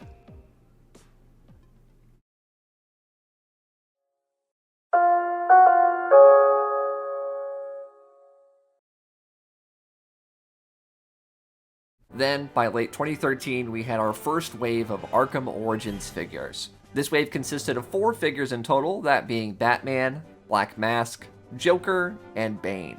Now, to reiterate, this game was not made by Rocksteady. They worked very closely with a lot of the team and a lot of the designers to make sure that they felt very closely, tied together, but this was a new take on the Batman Arkhamverse in a sense. It's still canon, it's still part of the overall story, but it's very clear to see that different minds were at work here. This Batman is far more armored, far more bulkier than your previous Batman. While the Arkham Asylum and City Batmans very much looked like a guy in a muscle suit, it was still very armored, it's still very protective. It had things like sculpted abs, for instance. So it still had a comic book feel to it. I honestly wasn't sure what I thought of this figure at first. Yeah, he still looks like Batman, he still is that guy, but it felt kind of strange that an early on Batman would have so much more to his suit than he would eventually. I guess maybe this young Batman is just overly prepared. I guess if you want to think of it that way, maybe he learns he doesn't need to carry all these things on him. I don't know. In terms of a general Batman design, I do think it looks good, if be it a bit large. Compared to the Arkham Asylum and Arkham City ones, I don't prefer it as much, but it is still undeniably Batman. Next we have Black Mask, and I do think he looks quite good. I think that the white suit is very interesting, obviously stands out amongst the black of the, well, mask. The mask is also a good choice. Rather than going for more of a Halloween-y type skull mask attached to his face, this one feels very ornate. It feels very regal in a sense. It feels important in a way. This Black Mask figure does come with 2 guns, which, I mean, makes sense. What else is he supposed to come with? A very simple figure. This is Roman Sionis. Well, supposedly it's Roman Sionis. He's a mob boss. He's not really a cartoony villain. He's a guy with a very simple gimmick of a black mask. So this character, this design does fit the world of Arkham and does feel appropriate for an early years Batman who's still taking on people like the Falcones and the Maronis and people like that. Now let's take a look at the Joker here, and I mean, he's fine, I guess.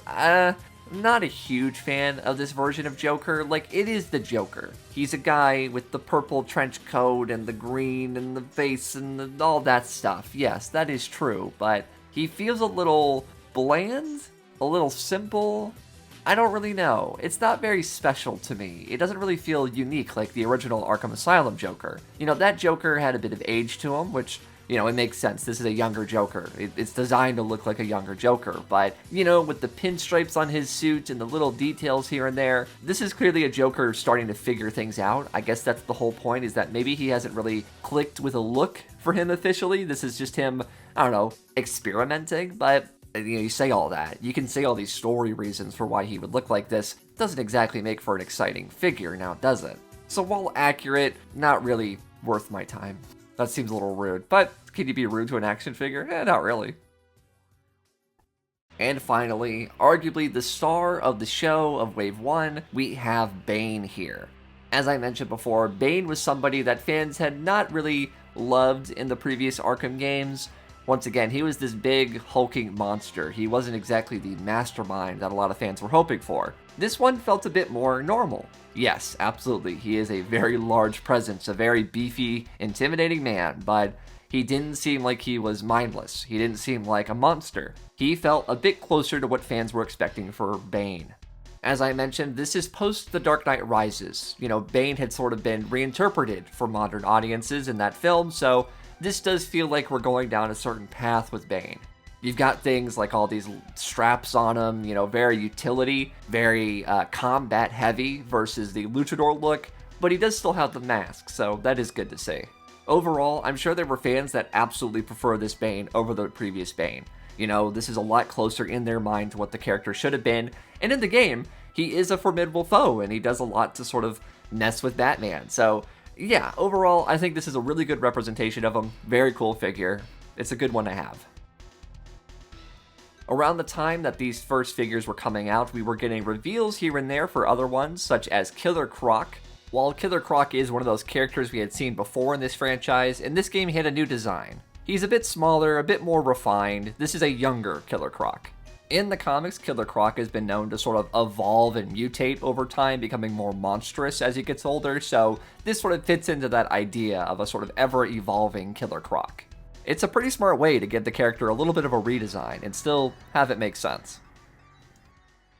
Then, by New York Comic Con 2013, we got reveals for Wave 2.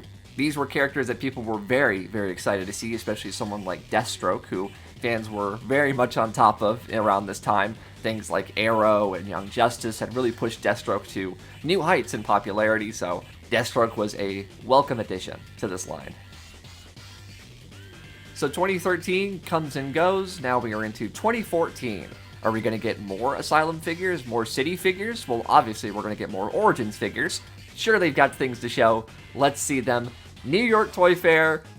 Nothing. Nothing, huh? Really? Okay. Sure. I guess this is a good time to remind people that DC Collectibles at this time was not just making solely action figures of just comic books in general. They were making everything from collectibles to TV to movie adaptations. It was a lot for them to handle, so they weren't just focusing on one or two things. Between things like their artist series and sort of their mainline New 52 figures, as well as the DC Icons line starting pretty soon, this was something that they were trying to do with everything that they had, represent every version of DC possible between TV shows, movies, games, you name it. So if you're looking for things that were just comic book based, or maybe looking for something that was just based on the games, well, they probably had other things going on at the time. So New York Toy Fair comes and goes, no Arkham news.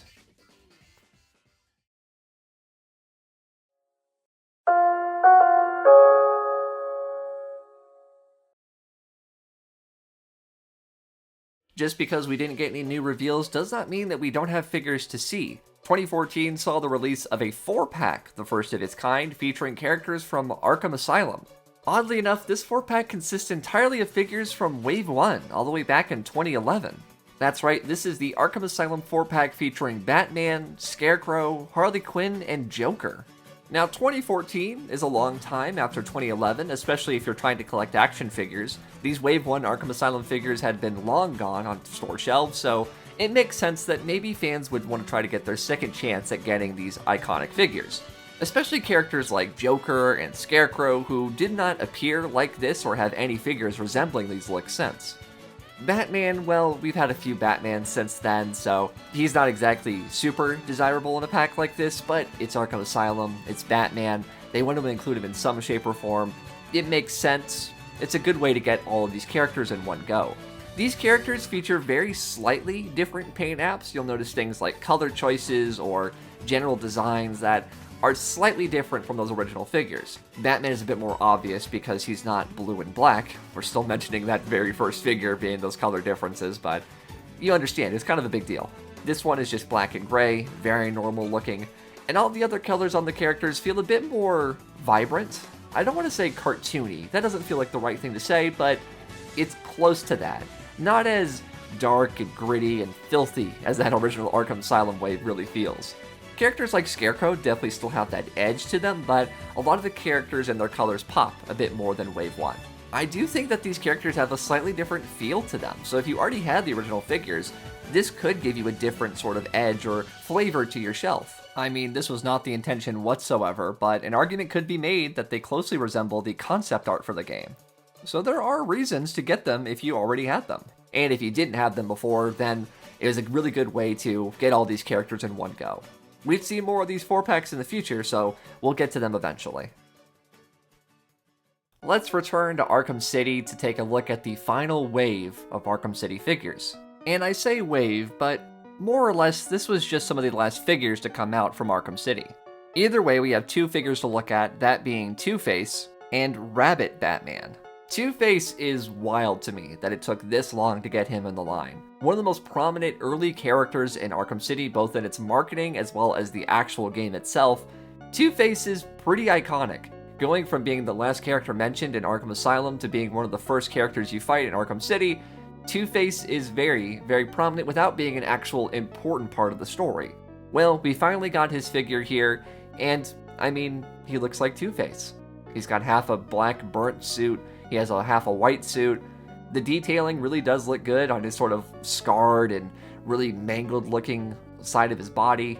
You know, here I am talking about how it's a shame it took him so long to come out, and I don't think I have a whole lot to say about him.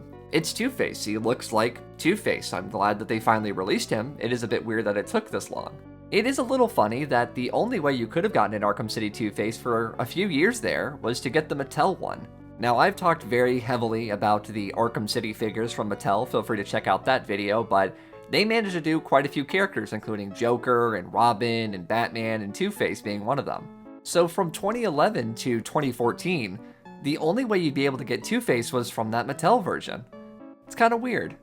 Either way, the DC Collectibles one is really, really nice. It's a really good looking Two-Face. It took them a little while, but I'm glad they made it eventually.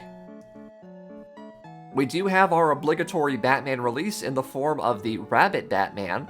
This will go very nicely with your Mad Hatter if you got the figure before, but if you weren't a fan of Mad Hatter and that sort of storyline in the Arkham City game, well, then this figure is very easy to pass on. It is just the Arkham City Batman figure with a rabbit-style head. He looks good, that's how he appears in the game. Once again, if you want it for accuracy, which is kind of DC Collectibles' whole thing, yeah, he does look like how he appears in the game, but it's Batman with a rabbit face. That's it. Another Arkham City release that we got in 2014 was another 4-pack, this featuring Batman, Robin, Nightwing, and Harley Quinn. This 4-pack is very hero-heavy, and I guess could be based on the sort of DLC of Harley Quinn's Revenge from Arkham City. Batman, Robin, and Nightwing are more or less the exact same figures we had gotten previously. Nightwing here does feature a slightly different paint job, with his original release featuring more of a dark metallic blue, and this one being more of a light blue. Batman and Robin, however, are pretty much the exact same figures we had seen released previously. The major unique figure here is of course Harley Quinn. At the end of Arkham City, spoiler alert, the Joker dies, so this is Harley Quinn in sort of a mourning outfit. Very dark color scheme, even compared to the color scheme she already had. Her hair dyed now in this sort of dark black color. This is a new figure, so it's very similar to the Arkham City Harley Quinn we had received twice now, but this is a unique sculpt, unique paint, and a very, well, I was going to say very important, but there's a DLC storyline of Harley Quinn. It's really not that important, but it is a unique look at the character, so they did a good job here giving her this very dark and depressing outfit for Harley Quinn. Is it enough to buy an entire 4-pack where 3 of the characters you probably already have at this point? Yeah, maybe not. And if you don't have these figures, I don't know if this version of Harley is sort of the one Harley you want to get. Once again, very specific to this DLC storyline, so kind of a weird one. It's fine. It's fine. Arkham City wasn't quite done yet, though. We got another release, this one being a deluxe figure of Clayface. Clayface is a really cool figure to have. He's the big final boss of the game. There's a certain point in the story where you realize that Joker hasn't always been Joker. In fact, sometimes it's been Clayface in disguise. To have a character like this in this world, this big, giant mud ball of a man, is very unique for this game, and I quite enjoy it. He definitely puts a stop to those comments I had earlier about the game being too dependent on realism. There's nothing real about this guy. This take on Clayface is very specific to the game version, which you can really tell by the ice spikes, I guess you could say, on his shoulders. Throughout the game, you use these ice grenades for various purposes, and by the finale, you can use it to stop Clayface. It's a pretty clever way to sort of incorporate an item that you've gotten used to during the game. He also does stand out against other Clayfaces because he's very muscular. You see a lot of Clayfaces and they can be a bit mud pile, right? Like they're kind of goopy men. Not this Clayface though. He's got this really cool skull face, which I think really works. I think that's a cool, scary feature about him. But the musculature can be a bit much. It's a lot over him. He looks scary without it, but here he's like a really shredded mud man, which is unique, I guess you could say.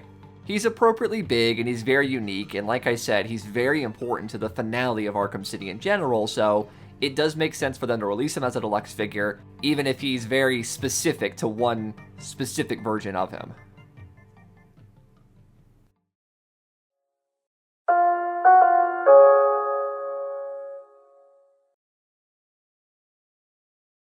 So while Warner Bros. Montreal was working on Arkham Origins and releasing that to the public, Rocksteady was working on a true sequel to Arkham City, that being Arkham Knight.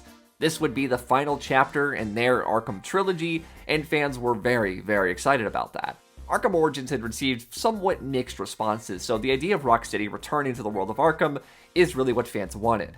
Considering we had gotten figures for every previous Arkham game at this point, fans rightfully assumed that we would receive figures of Arkham Knight, and at San Diego Comic-Con 2014, we got our first look at said figures. Arkham Knight was the first Batman Arkham game to jump into the next generation. While the previous games were available on things like Xbox 360 and PS3, this would be available on Xbox One and PS4, so this was something of an opportunity to provide Arkham with a little bit of a fresh coat of paint. So looking at the figures here, you can really tell that these were very new takes on the character. Characters like Batman and Scarecrow looked honestly nothing like the previous versions of these characters. Scarecrow was just a normal guy now. He looked cool, mind you, but certainly not the character we had seen in the original Arkham Asylum. And Batman seemed to have taken some notes from the movies as well as Arkham Origins, and was far more armored than he was previously. I honestly remember at the time feeling a little disappointed by this direction. I felt like Arkham Asylum was a really good balance of the comic book silliness with the realism factor that they were going for. Now, with things like more normal proportions and characters and things like armors and panels similar to stuff like the New 52, it just sort of felt like they were really pushing into the realism side of things, which wasn't what I really liked the Arkham games for at the time. But that was then, this is now, so I'll sort of get into the designs when we look at the figures individually. At New York Comic Con, we did not get any new reveals for figures, and this is where I start to realize that there's not really reveals for figures at these shows anymore.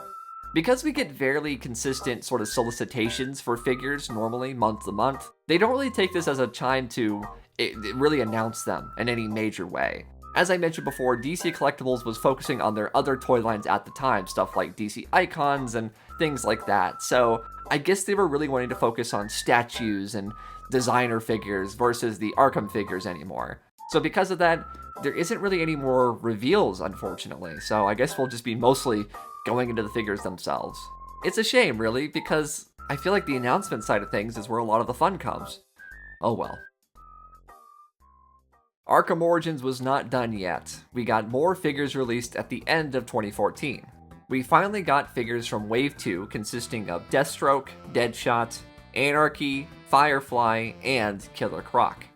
Sort of a large assortment, and it makes me wonder if maybe there was more waves planned, but the sort of lukewarm reception to Arkham Origins sort of put a damper on those plans.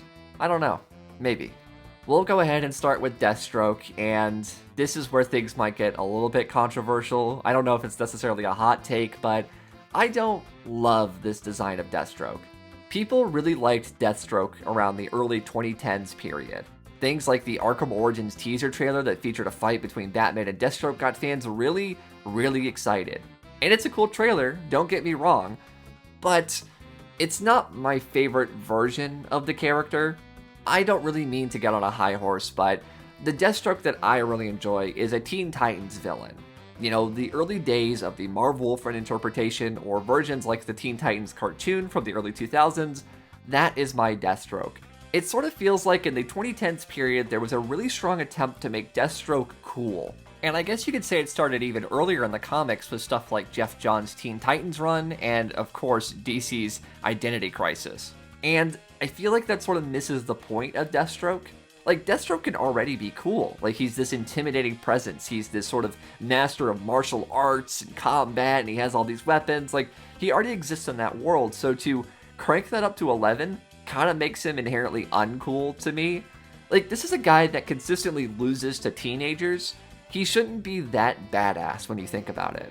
So this design is fine. I get it. It's very, very armored. He looks like a Spartan from Halo, so there is that. If you like that kind of thing, here he is. Here's a very, very armored version of Deathstroke. I feel like Deathstroke is sort of halfway between a ninja and a pirate, so this armored sort of version doesn't work really strongly for me, but he's got the colors, at least, you know, the oranges and the blue. That's there. They didn't make him all black, so I guess that's a positive. And in terms of this figure, he does come with a lot in terms of weapons, things like a sword and a bow staff and a gun. So these are all things that were in the game. He's fine. He's not my favorite by any stretch of the imagination. He's not my favorite, but he's fine. Next figure we have here is Deadshot, who... is he lame? He's kind of lame, right? So this Deadshot is a guy in a puffy jacket, more or less. He does have the white mask and the sort of red eye that Deadshot is known for, but I guess that this Deadshot isn't really a costumed character. He's just a gun for hire. And yeah, that's where this sort of realism factor kind of brings down a lot of these characters for me. In Arkham City, Deadshot was a character that had sort of the inmate outfits, just with extra bits and details to give it that extra Deadshot flair. Here, once again, he's just a guy in a winter outfit, which I get, it's Christmas, right? It's snowing in Gotham, it's cold. But it just really doesn't come off as Deadshot. It's just a guy. This is just a normal man. And I don't think that's cool. I don't think that's fun. I think that's kind of boring. So, and he looks like how he does in the game, that's true. I don't think that's a good thing, because he's kind of boring and lame to me. Sorry. The next character we have here is Anarchy, sort of a newer character for the Arkham franchise, probably not as well known as other characters like Deathstroke and Deadshot, so pretty unique. I do like him. Now this one feels a bit more appropriate, because in the game, this is a young guy, right? This is sort of a young anarchist trying to get people's attention, so it almost makes sense that he doesn't have a full, like, costume on. It works for me. I like the white face, I think that's a good look for the character. The sort of spray paint on the suits, obviously graffiti, it goes with the idea of, you know, rebellion and anarchy and things like that.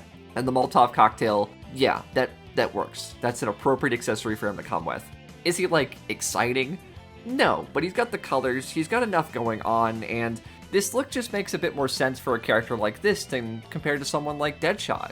I think Deadshot should just have a normal costume. I mean, if Deathstroke can have his stupid armor, then why can't Deadshot have, like, stupid armor or something? Come on. He's like a guy shooting guns, so he should be armored up, right? People probably shooting at him back? But no, it's cold, so I guess he's gotta wear a jacket. Be careful, Deadshot, we wouldn't want you to catch a cold. At the end of the day, I think Anarchy's a good figure, and Deadshot isn't. Okay, now this is a guy in a costume. This, of course, is one of the assassins, Firefly. Now, Firefly, aka Garfield Lynns, is a pretty low-tier Batman villain. He's an arsonist, he sets stuff on fire. But in terms of an action figure, I honestly think this guy's pretty cool looking. I like his black and yellow color scheme, and I really like his big helmet, his very large pilot's helmet, which makes sense. And of course, the wings are really cool, with a pretty impressive wingspan. And while yes, you could scream realism for these wings too, but they do skew a bit closer to the comics than other characters do. And even if not full comic book, they still skew sci-fi, which is appropriate here. In all honesty, he almost borderlines as like a G.I. Joe character, so maybe that's why I like him so much. Yeah, I think out of the bunch, I'm not like a huge Garfield Lynns fan, but out of the bunch, this is probably my favorite. Yeah, just the colors, the accents, just the overall design and aesthetic of the character is really good. All that really pays off in a good-looking action figure, and that's what I want here. And lastly was a character we had seen revealed quite a while ago at this point. We have Killer Croc. As mentioned before, this is a younger version of Killer Croc. He's not as de-evolved as the previous version was in Arkham Asylum, so he's a bit smaller, a bit more humanoid, and he's got pants on. I guess the previous one had pants on too, but like these are like actual clothing pants and not inmate pants. The bandaging on his hands does make him look like a fighter, like a brawler, so I think that's kind of unique. It is funny that he's one of the hired assassins. I don't really think of Waylon Jones as an assassin, but this is him young, he's trying some things out, he's been a hired hand. I guess that makes sense for what it is. But overall, I do think this is a good Killer Croc design. If the previous one was a bit too much for you, kind of similar to Bane. Bane was this big hulking monster. If that's not how you liked your Bane, you had the Arkham Origins Bane. If Killer Croc was too much of a big croc monster, and you wanted more of not a normal guy, God, this is not a normal man, but if you wanted something a bit more smaller, a bit more normal, then here you go. Even though he's still very much big, he's a very towering version of Killer Croc. It's a bit more subdued than the earlier version. So yeah, I think this is a good one.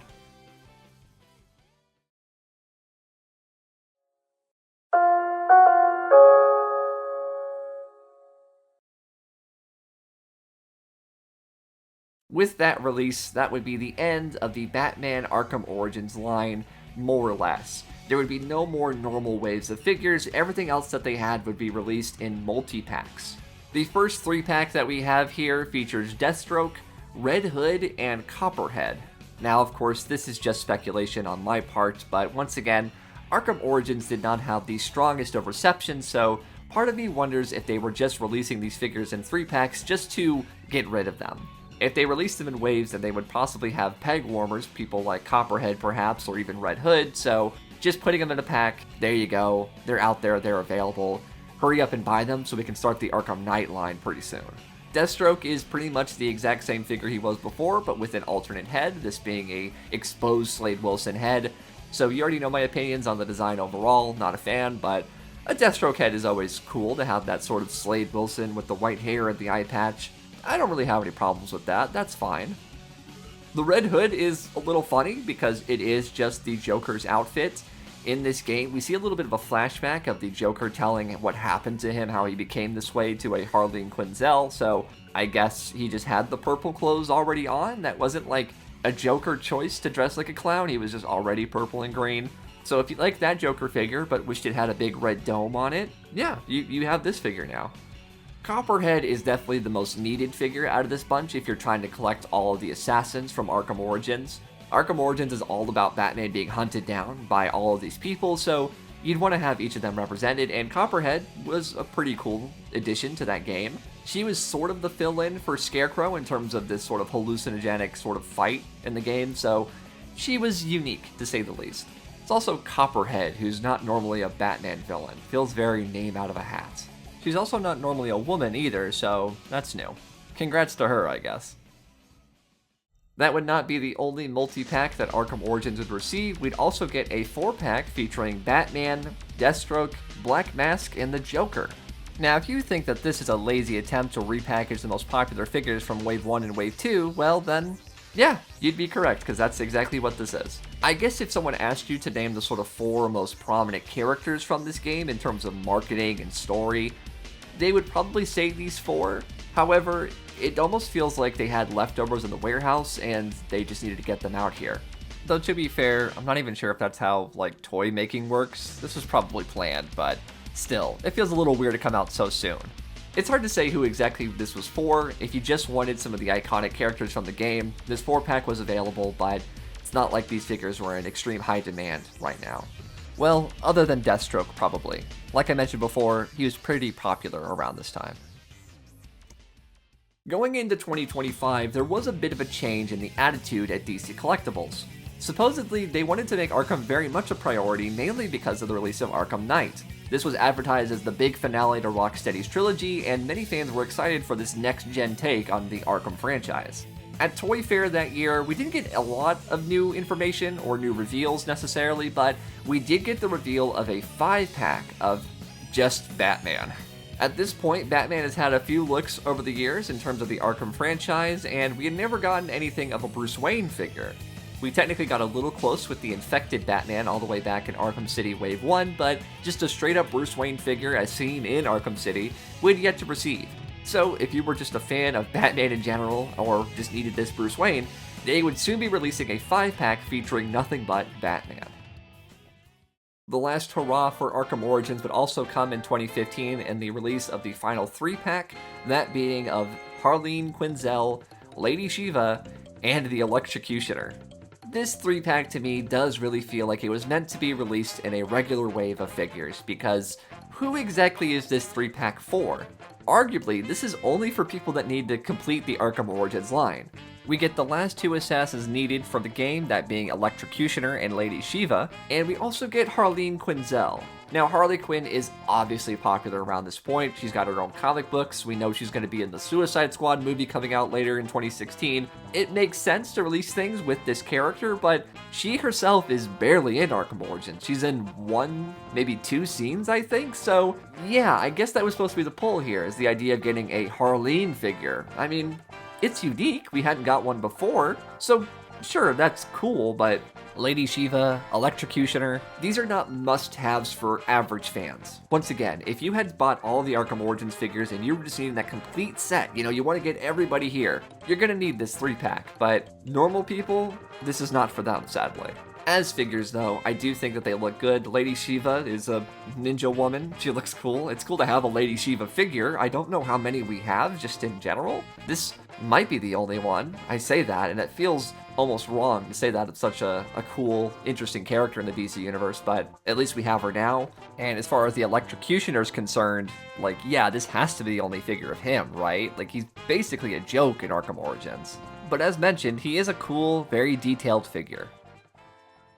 So moving forward, it is pretty much all about the Arkham Knight. The big final release for the Arkham franchise. Arkham Knight is an exciting time for Batman fans, so before we get into the conventions, we did get the reveal of Wave 2 of Arkham Knight's figures, so a few characters we'd already seen in the Arkham franchise with new looks, so that'll be exciting when we get into those later. With a summer release of June 2015 set, the Arkham figures were going to release alongside the Arkham game. So we got Wave 1, which consisted of 4 figures in total. This wave consisted of Batman, the Arkham Knight, Scarecrow, and Harley Quinn. Arguably a lot of heavy hitters in this very first wave of figures. Batman, of course, makes sense. It's the titular character, as well as Arkham Knight, who I guess is the other titular character, if it's called Batman Arkham Knight. Either way, Scarecrow and Arkham Knight, both included in this wave, the prominent main villains of this final installment.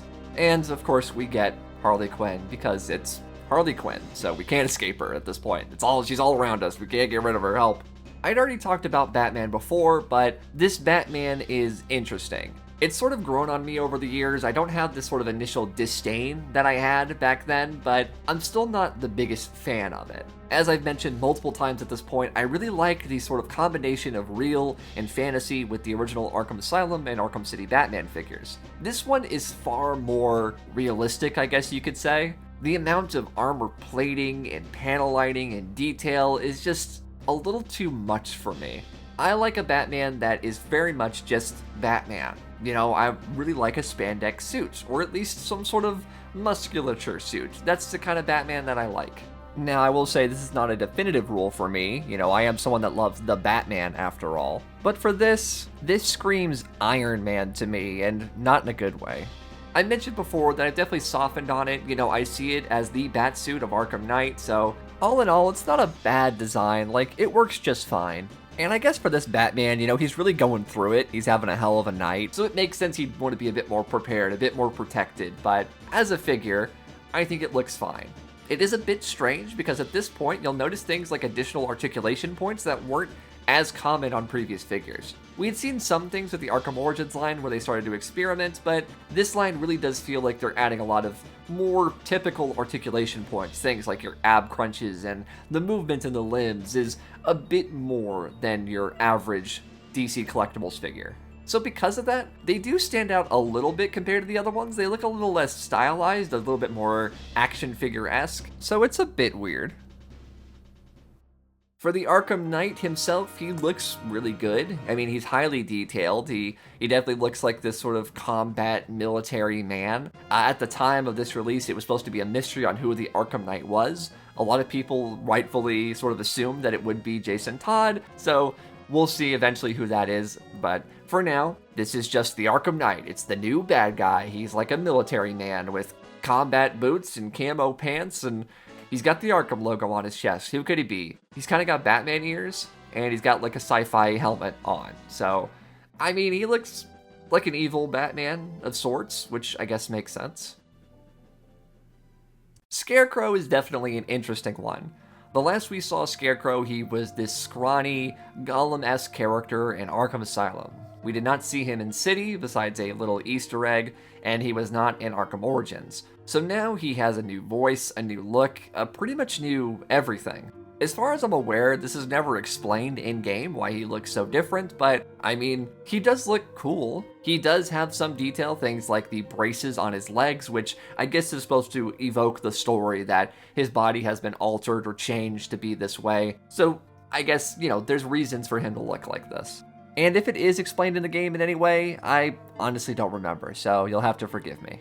I do like the overall design though. The long trench coat and the sunken-in face is really nice, while it retains a lot of cool details. The sort of gas mask apparatus and of course the needles on the hand are classic Arkham Scarecrow. I think these are cool details. Overall, I think as a Scarecrow design, this is effective. He's intimidating, he's scary, he still has things like the bag on his face, but he has enough new going on where it does almost feel like a new interpretation of the character as opposed to a continuation. He's also got these whited out eyes that come off appropriately creepy. It makes you wonder if this Scarecrow is even alive, I guess. And finally, Harley Quinn is wearing something. Well, she's not in a full leather getup like we'd seen her previously in City. This one is a bit more frilly, a bit more, I guess, feminine, if you will. But it is still leaning very much towards modern Harley Quinn. She still doesn't resemble anything like a Harlequin or a court jester, a bit more fancy, a bit more sort of gothic Lolita if you ask me. She's still got that bat, which is sort of Arkham Harley's weapon of choice at this point, and the dyed pigtails, which has become a staple of this version of Harley Quinn. She does manage to come with a couple of unique items though, like she does have a gun as well as a little jack-in-the-box, which does add some fun flavor. In terms of her outfit, I guess it is less revealing than some of the other versions. She doesn't have her midriff showing, but there is still the ample amount of cleavage, which, hey, you know, if that's her prerogative, then so be it. It's not the worst design out of the various Harley Quinns, but it's still not Harley Quinn, if you ask me. But we're getting closer, I guess you could say. At the very least, it's unique.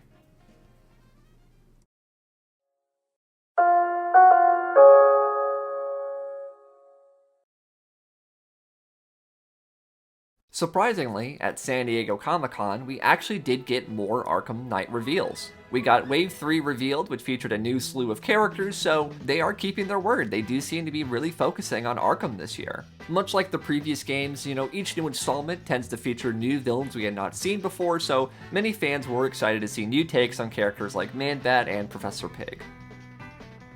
The next wave of Arkham Knight figures would be Wave 2, which consisted of 4 figures in total. Those 4 figures being Nightwing, Robin, Catwoman, and Commissioner Gordon.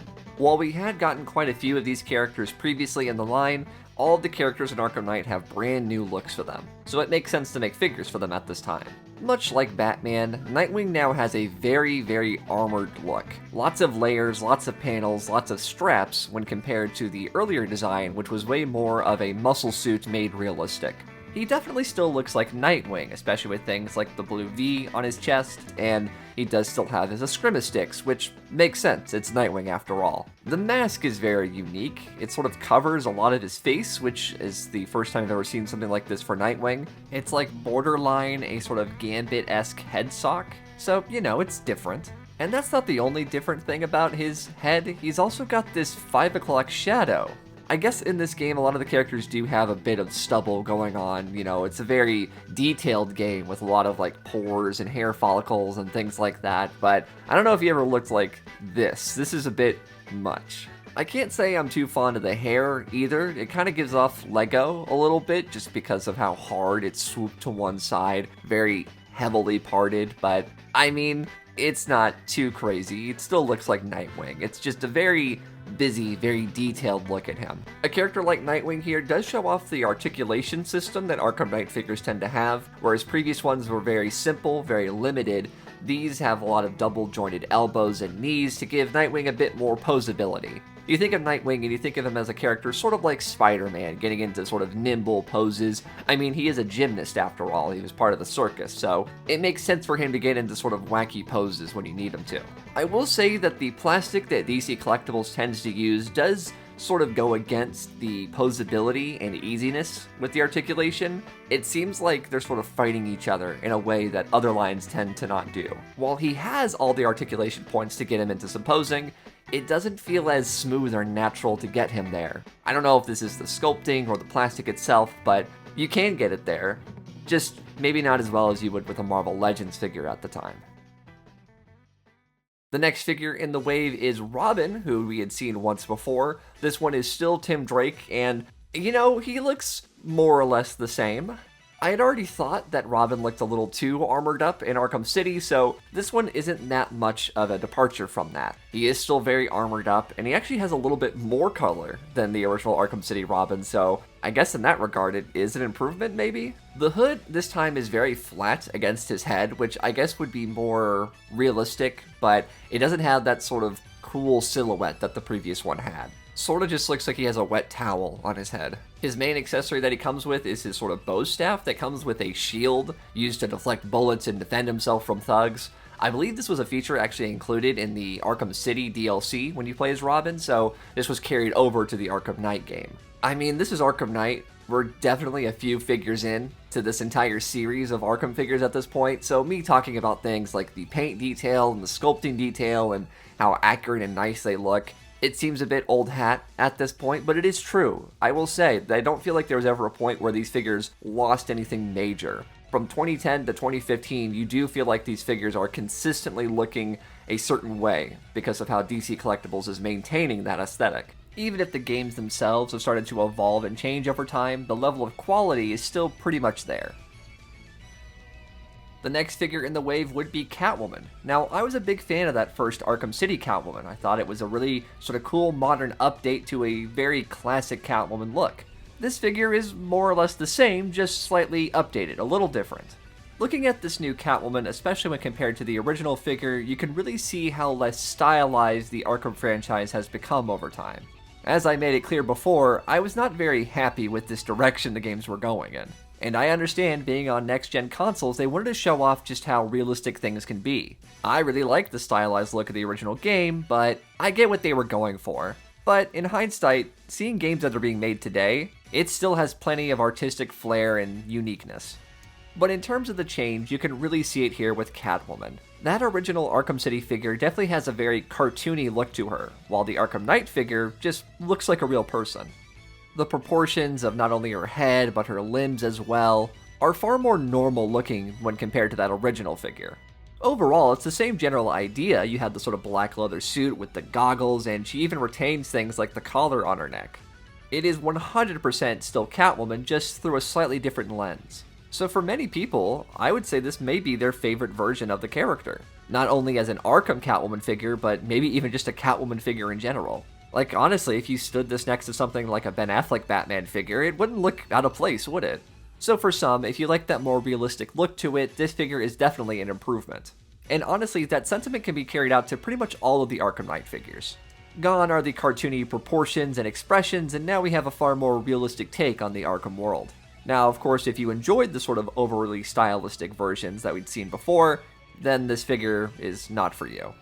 But as a figure just in general, she does really look good. She comes with everything she needs, things like a whip as well as alternate hands. So overall, I do give this figure a passing grade. It's a good one to have. The star of this wave, however, is most definitely Commissioner Gordon.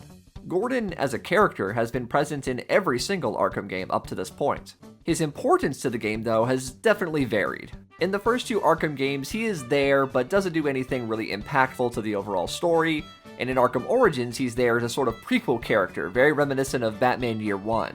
But I would say out of all the games, I'd say he plays the biggest role in Arkham Knight. So it is fitting that this is the line where he gets an action figure. And for a Jim Gordon figure, I think he looks really good. If you're wanting an older man with a mustache dressed as a cop, then yeah, that's him. However though, I don't know if he necessarily feels like Arkham Knight Jim Gordon specifically. The Arkham Knight version of the character had a very specific look with a very much shorter stature than some of the other characters. I just don't think that this figure in particular really gives off those vibes. But once again, as a James Gordon figure in general, then he's pretty much perfect. Like, he does hit all the marks really well. For example, his accessories are really cool. Like, he comes with things like a gun, which is typical, but he also managed to come with a walkie-talkie, which really feels perfect. So overall, I do think it's a great Jim Gordon figure to have, but is it a really good Arkham Knight Jim Gordon figure? I think that's debatable. And when we're talking about Arkham Knight figures specifically, yeah, a little bit of a problem, you have to admit. We did manage to get 2 store-exclusive figures for Arkham Knight this year, both of them being exclusive to GameStop. The first figure being Red Hood. As I mentioned before, it was very, very heavily rumored that the Arkham Knight character himself would be revealed to be Jason Todd, the second Robin who dies and comes back as Red Hood. Now, before the game had come out, we had known that Red Hood would be available as DLC. So does that sort of shut out the idea that he's the Arkham Knight? I mean, Red Hood is in the game, clearly. He's a character, look at him right here. And so we got a figure of that, this sort of white jacket, literal red-hooded Red Hood figure. For a Red Hood figure, I do think it's pretty unique. You think of the modern Red Hood Jason Todd, you think of the red helmets, and you think of the sort of black or even brown like sort of jacket there. This figure decides to go with a lot of white, which actually feels a bit reminiscent of the Frank Quietly Red Hood from the Grant Morrison days. I don't know if that was necessarily intentional, because that's kind of the only thing it pulls from this design, but overall, the white really does make it stand out in a unique way. He also has a red bat on his chest, which feels very reminiscent of the New 52 era, where he had a red bat on his chest, so yeah, he's got a lot of Red Hood marks in here. He does look like the character, he comes with guns, which is very appropriate, so yeah, this is a really cool one. It's very unique, especially considering that we had not heard anything about Red Hood up until this point. This was clearly trying to get people to think that, okay, Red Hood's his own character, it's not the Arkham Knight, and I don't really think that worked. People were still thinking it's Jason Todd. And spoiler alert, yeah, it's Jason Todd. Sorry to spoil it, but that's who it is. But still, as a Red Hood figure, this is cool. The other exclusive this year from GameStop was sort of a battle-damaged Batman. Now, this being the Arkham series, we have seen our fair share of battle-damaged Batmen before. I mean, if you think about it, the very first Arkham Asylum figure from San Diego Comic-Con was battle-damaged Batman. This Batman is very, very detailed for his battle damage. He looks like he's covered in mud, he looks like he's been crushed, almost, in a way. It's a lot going on. Other than this sort of paint detail and various sculpting changes, it is still that same Batman that we saw in the very first wave. This makes sense as an exclusive for me just because I don't know many people that will need the battle damage Batman. As I mentioned before, it is sort of a staple of the Arkham games to see how damaged Batman gets throughout the night, but this one is so specific with the mud and everything that I don't know if fans were desperate for something like this. Having a figure that fans would want but maybe not need is perfect for exclusives because it allows just the few people that want those as opposed to making something exclusive that everyone needs for their collection.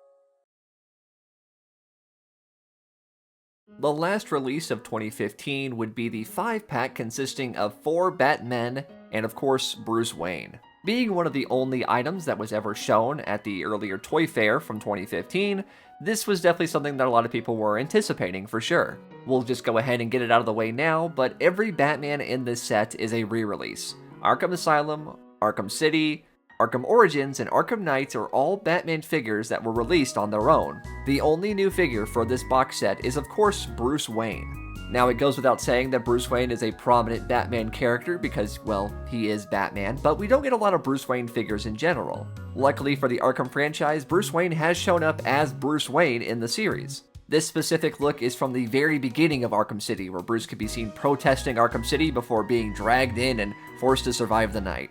I love the little details here, like the little button on his shirt, the anti-Arkham button, which is what he was wearing at the time. It's a nice little piece of storytelling for the figure, and in a way that really sets it apart from being just Bruce Wayne. I've already mentioned all the other Batman figures, they are exactly how they appeared previously, but as a Bruce Wayne here, I do like this figure a lot. Because he's modeled after Arkham City and not something like Knight, he does still have that sort of cartoony look to him, and I honestly like that. This is a Bruce that's supposed to be based on the Arkham City Bruce Wayne, not a later one, so he should look like the game that he's coming from. Is this figure itself enough to purchase a 5-pack if you have any of the other Batmen? I don't know, that's pretty debatable if you ask me. But keep in mind that these figures have been releasing over the course of 5 years now. It's very possible that people haven't gotten some of these other Batmen before. And if you're just someone who just wants Batman, well, then this is a great box set for you. It is now 2016, and a lot of the Arkham lines are coming to a close. We haven't got any new figures for Asylum, City, or even Arkham Origins at this point. So if this line is going to exist, it's all up to Arkham Knight. At Toy Fair 2016, we got a look at Wave 4 of the Arkham Knight figures, as well as a 3-pack of figures that, unfortunately, would never see the light of day. Full disclosure, but until making this video, I had completely forgotten about this 3-pack. Looks like it was a 3-pack of Batman as well as some thugs. These sort of look like henchmen of the Arkham Knight and Scarecrow, characters that you would encounter throughout the game, so it makes sense that you'd want to have an army builder for this Batman. We very rarely see army builders in this line. We'd seen those Joker thugs from years ago at this point, and I feel like there was a lot left on the table. You could have had Tiger Guards from Arkham City, Penguin thugs, all these sorts of characters that could really fit in, but they never did anything with them. It looks like they were attempting to release more in this line with this Arkham Knight 3-pack, but this would go unreleased sadly. It's honestly a shame. That 3-pack was not the only thing to be cancelled from the looks of it. We also saw an Arkham Knight Poison Ivy figure. I honestly don't remember this figure either, so it's weird that this got cancelled so close to the very end of the line. We hadn't had a Poison Ivy since Arkham Asylum, and she played a pretty big role in Arkham Knight, so this would have been a good one to have. What we do get, however, released in 2016 would be Wave 3, consisting of 3 figures, that being Azrael, Professor Pig, and Man-Bat. As I've mentioned many times before, it is really fun to see new, interesting takes on iconic Batman characters through the lens of the Arkham franchise. After seeing characters like Joker and Two-Face and Scarecrow, you want to see just the rest of the Rogues Gallery, characters like Man-Bat or Professor Pig. However, you can see why early on it was very tempting to release a Batman in every line. That way, if no matter what, you would at least get the Batman, because that's a character that sells. Not every kid out there, or even collector, is gonna want a Professor Pig, or want a Man-Bat figure. So, this may make this wave a bit undesirable by a pretty large portion of people that are just casual collectors. For fans of the Arkham franchise, though, I would consider a lot of these must-haves. Azrael is a character we had already seen previously in the Arkham City line, but he had a very interesting story leading up to this potential sort of prophecy leading up for Batman in Gotham City. So to have him return in Arkham Knight and kind of tie that up in a neat little ribbon, it makes sense to have. He is very similar to what he looks like in the Arkham City game, just tweaks here and there. So if you like that design, that overall very Assassin's Creed sort of Catholic ninja look to him, that is still present. He still has the hood and the cross on his chest and his sort of segmented cape. He does come with a sword, which, Azrael, he's got to come with a sword, it just makes sense. So as a figure, I honestly can't really choose between this one and the City one. I think they both look really good, and it's Azrael. It's a cool, unique character that isn't usually included in Batman lines, so I'm glad he's here. Another character included in this line that's rarely included in anything Batman would be Professor Pig, a somewhat newer character at the time created by Grant Morrison and Frank Quitely. This character is brutal. He is pretty much just a psychopathic serial killer. I guess a good comparison for this universe would be someone like Victor Zsasz. Yes, he does have a theme, this sort of the pig thing going on, and when you encounter him, he's either singing or listening to opera music, so he does have that going for him, but still, this is more or less just a real-life guy in a pig mask cutting people up and killing them. He does more than that, I guess, but I'm not going to get into that here. In terms of an action figure of a deranged psychopath, though, I do think it looks really good. He comes with things like a butcher knife, which is appropriate considering his entire aesthetic, and the detail of things like his mask and the bloodied apron and everything. It looks really good. Once again, we really don't get any representation of characters like Professor Pig in toy lines, so to get him is a good addition, just because for many people, this is probably the only Professor Pig that they'll ever have in their entire collection. And finally for this wave, arguably the most important figure for Arkham collectors would be Man-Bat. Now, Man-Bat is a pretty important character in the Batman mythos. He's the very first character that we see in Batman the Animated Series as a potential threat for Batman, and in Arkham Knight, he's very famous for this intense jump scare. Very often in the Arkham games, you're shooting your grapnel hook at buildings and soaring up through them. And if you do it one time in Arkham Knight, you're gonna get jump scared by Man-Bat. Because of this, he has been seared in the fans' brains, so to have a figure of him absolutely makes sense in my opinion. Personally, I do like a nice comic booky Man-Bat, whether white or brown, but this one is really interesting to me. Man-Bat is a doctor who's mutated into a giant, well, man-sized bat creature. So to have him very human-esque in the face and the body while still having these grotesque wings and everything, I think is a really smart way to do it. I know I've had my sort of complaints about the realism in the Batman Arkham world and how that sort of limits certain characters into looking a little bland. But for Man-Bat and the sort of body horror of it all, I think it really works. I think it's an actual appropriate use of quote-unquote realism in the Batman Arkham games. He's scary, he's weird, he's strange, he's all of these things that makes the Man-Bat situation that much more terrifying. With his wingspan as well, you do get a very large figure to display, so that also makes him stand out amongst your other Arkham Knight figures. Out of the wave, yeah, I'd say he's my favorite.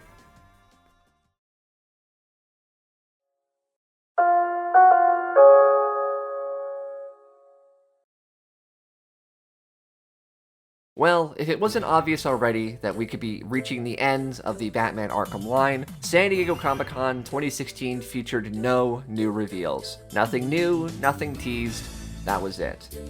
It seems like this could be the end of Batman. Well, at least the Arkham figures. Our final release of 2016, as well as the end of the Batman Arkham figures from DC Collectibles, would consist of Wave 4 as well as a 2-pack. Wave 4 had 3 figures in total, that being Red Hood, Joker, and Harley Quinn. Now, Red Hood at this point is a little interesting, right? Like, we already got the Red Hood figure. It was this guy in this white jacket and everything, like that was Red Hood. Well, yes, that is correct. We do see Red Hood like that in the DLC available for Arkham Knight, but in the game, after the Arkham Knight is revealed to be, yes, Jason Todd, like we all knew it would be, he changes to Red Hood. I will admit that this change is a little funny to me, just because he has this sort of mask on, he loses the little bat ears, he changes his mask from blue to red, and is the Red Hood. That's all he is. Then he shows up at the end with this bat logo spray painted on his chest, just like the Red Hood would, and that's just what he is now, I guess. Doesn't really feel thematic to the character of Joker. Like, yes, we do see that the Joker killed him and tortured him and all these things, but, like, what's the connection to Red Hood? The Joker was the Red Hood, we know that, but, like, why did he change it to red? Whatever, doesn't matter. As a figure, this is more or less the Arkham Knight figure, just with a different head and different chest. So if you like the Arkham Knight and his sort of combat, sort of military look to him with his camo pants and his armor and everything like that, then you'll probably like this figure. Or if you just wanted that figure but a bit more red, there's this option, I guess. That's what this is for. I guess I do like the red. Like, the red head is very shiny and that looks good. It does evoke the feelings of Red Hood. And I mean, the logo, as I mentioned before, is something that Red Hood does feature, this sort of bat logo in red on his chest. So yeah, I mean, I joked about it earlier, but like, I get it, right? Like, this is him seeing the light, putting on the bat logo to show that he represents the Bat family, I guess. I'm saying all these things because it's the very end of the game and we don't get a lot of insight to the character at that point, but he does look like this at a point. This is technically the Red Hood. Here he is. They released it a little bit later to avoid spoilers, but he's here now. He's fine.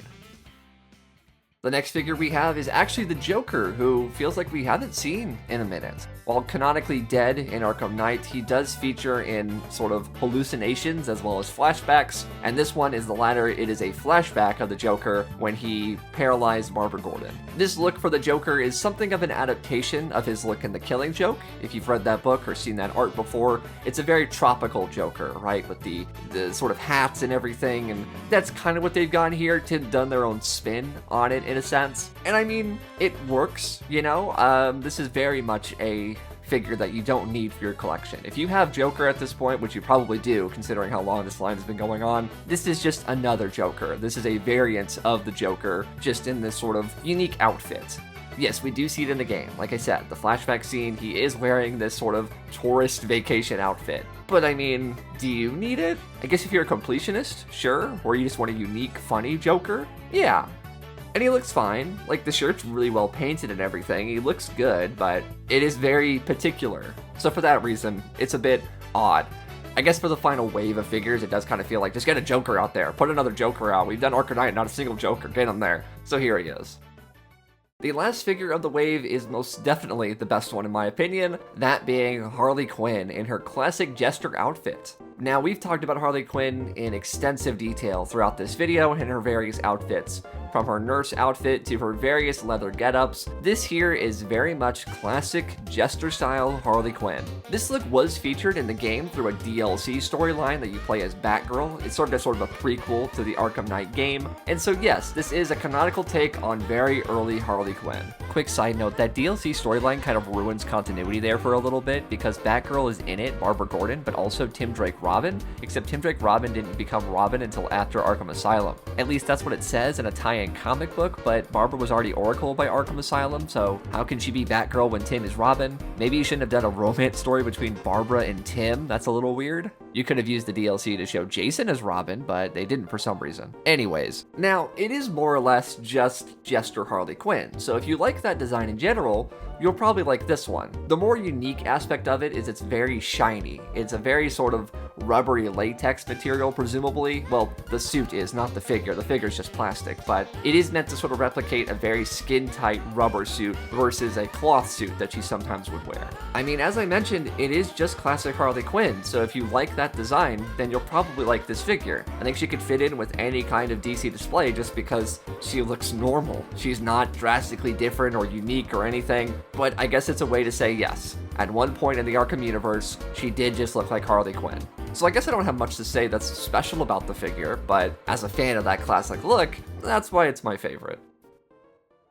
And finally, the last release from DC Collectibles regarding their Arkham Knight line would be a 2-pack featuring Barbara Gordon and Batgirl. Barbara Gordon, also known as Oracle, has always played a very consistent role in the Arkham franchise. She's featured all the way back in the first Arkham game and Arkham Asylum, and has always been there as a sort of earpiece talking voice to Batman to help guide him through these situations. Arkham Knight was the first time we got to see Barbara Gordon physically as Oracle, as well as Batgirl in the DLC I mentioned earlier, so it absolutely makes sense to make figures of both of these appearances. I think that the Oracle figure is great. We don't get a lot of Oracle figures just because it is a person in a wheelchair, and they don't tend to make action figures of characters like that, unfortunately, but she looks good here.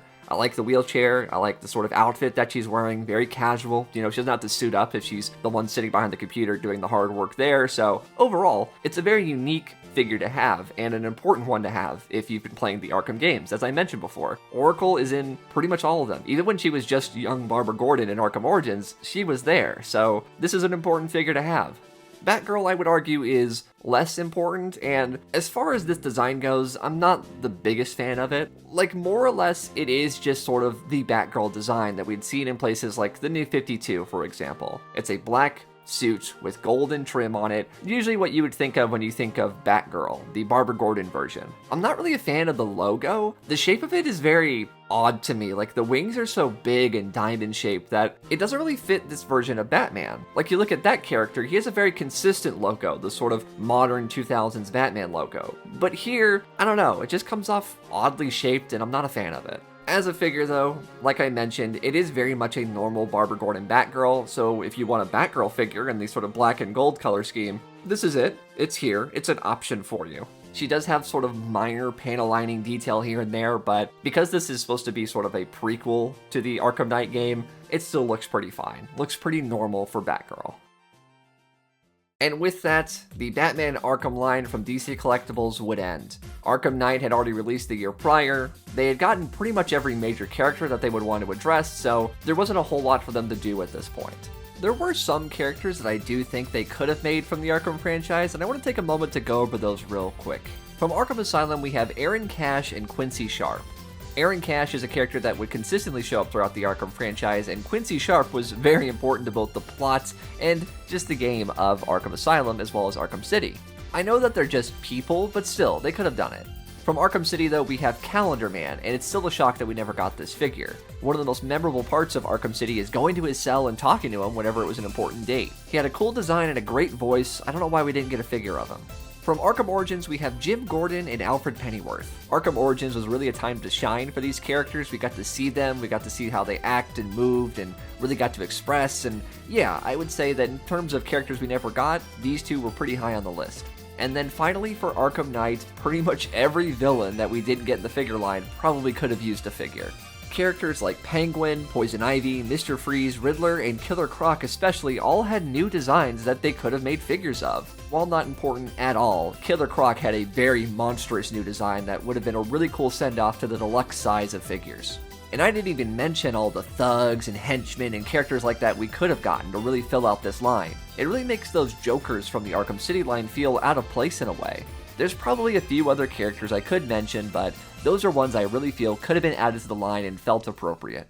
DC Collectibles was trying a lot of new things during the 2010s period, between figures of their comic books, TV shows, art designer figures, statues, as well as trying to obtain the sort of ideal collector line. Going from DC icons to DC essentials and things like that, their focus was a bit splintered around the mid-2010 period. In terms of an action figure line, I do think they did a pretty stellar job. As mentioned before, they hit almost every single major character you could possibly think of in this universe. Arkham Asylum was a really big deal to people, and that only got stronger with releases like Arkham City. So to have a figure line fully dedicated to making these characters nicely detailed and fully sculpted and doing all these things to make them real collectibles was really admirable. I mentioned at the beginning of this video that it was very unlikely for superhero video games specifically to get a toy line. We had toy lines for video games, and occasionally we would get character designs from those video games in action figure form, but a whole toy line solely dedicated to a superhero video game, that sort of thing is just almost unheard of.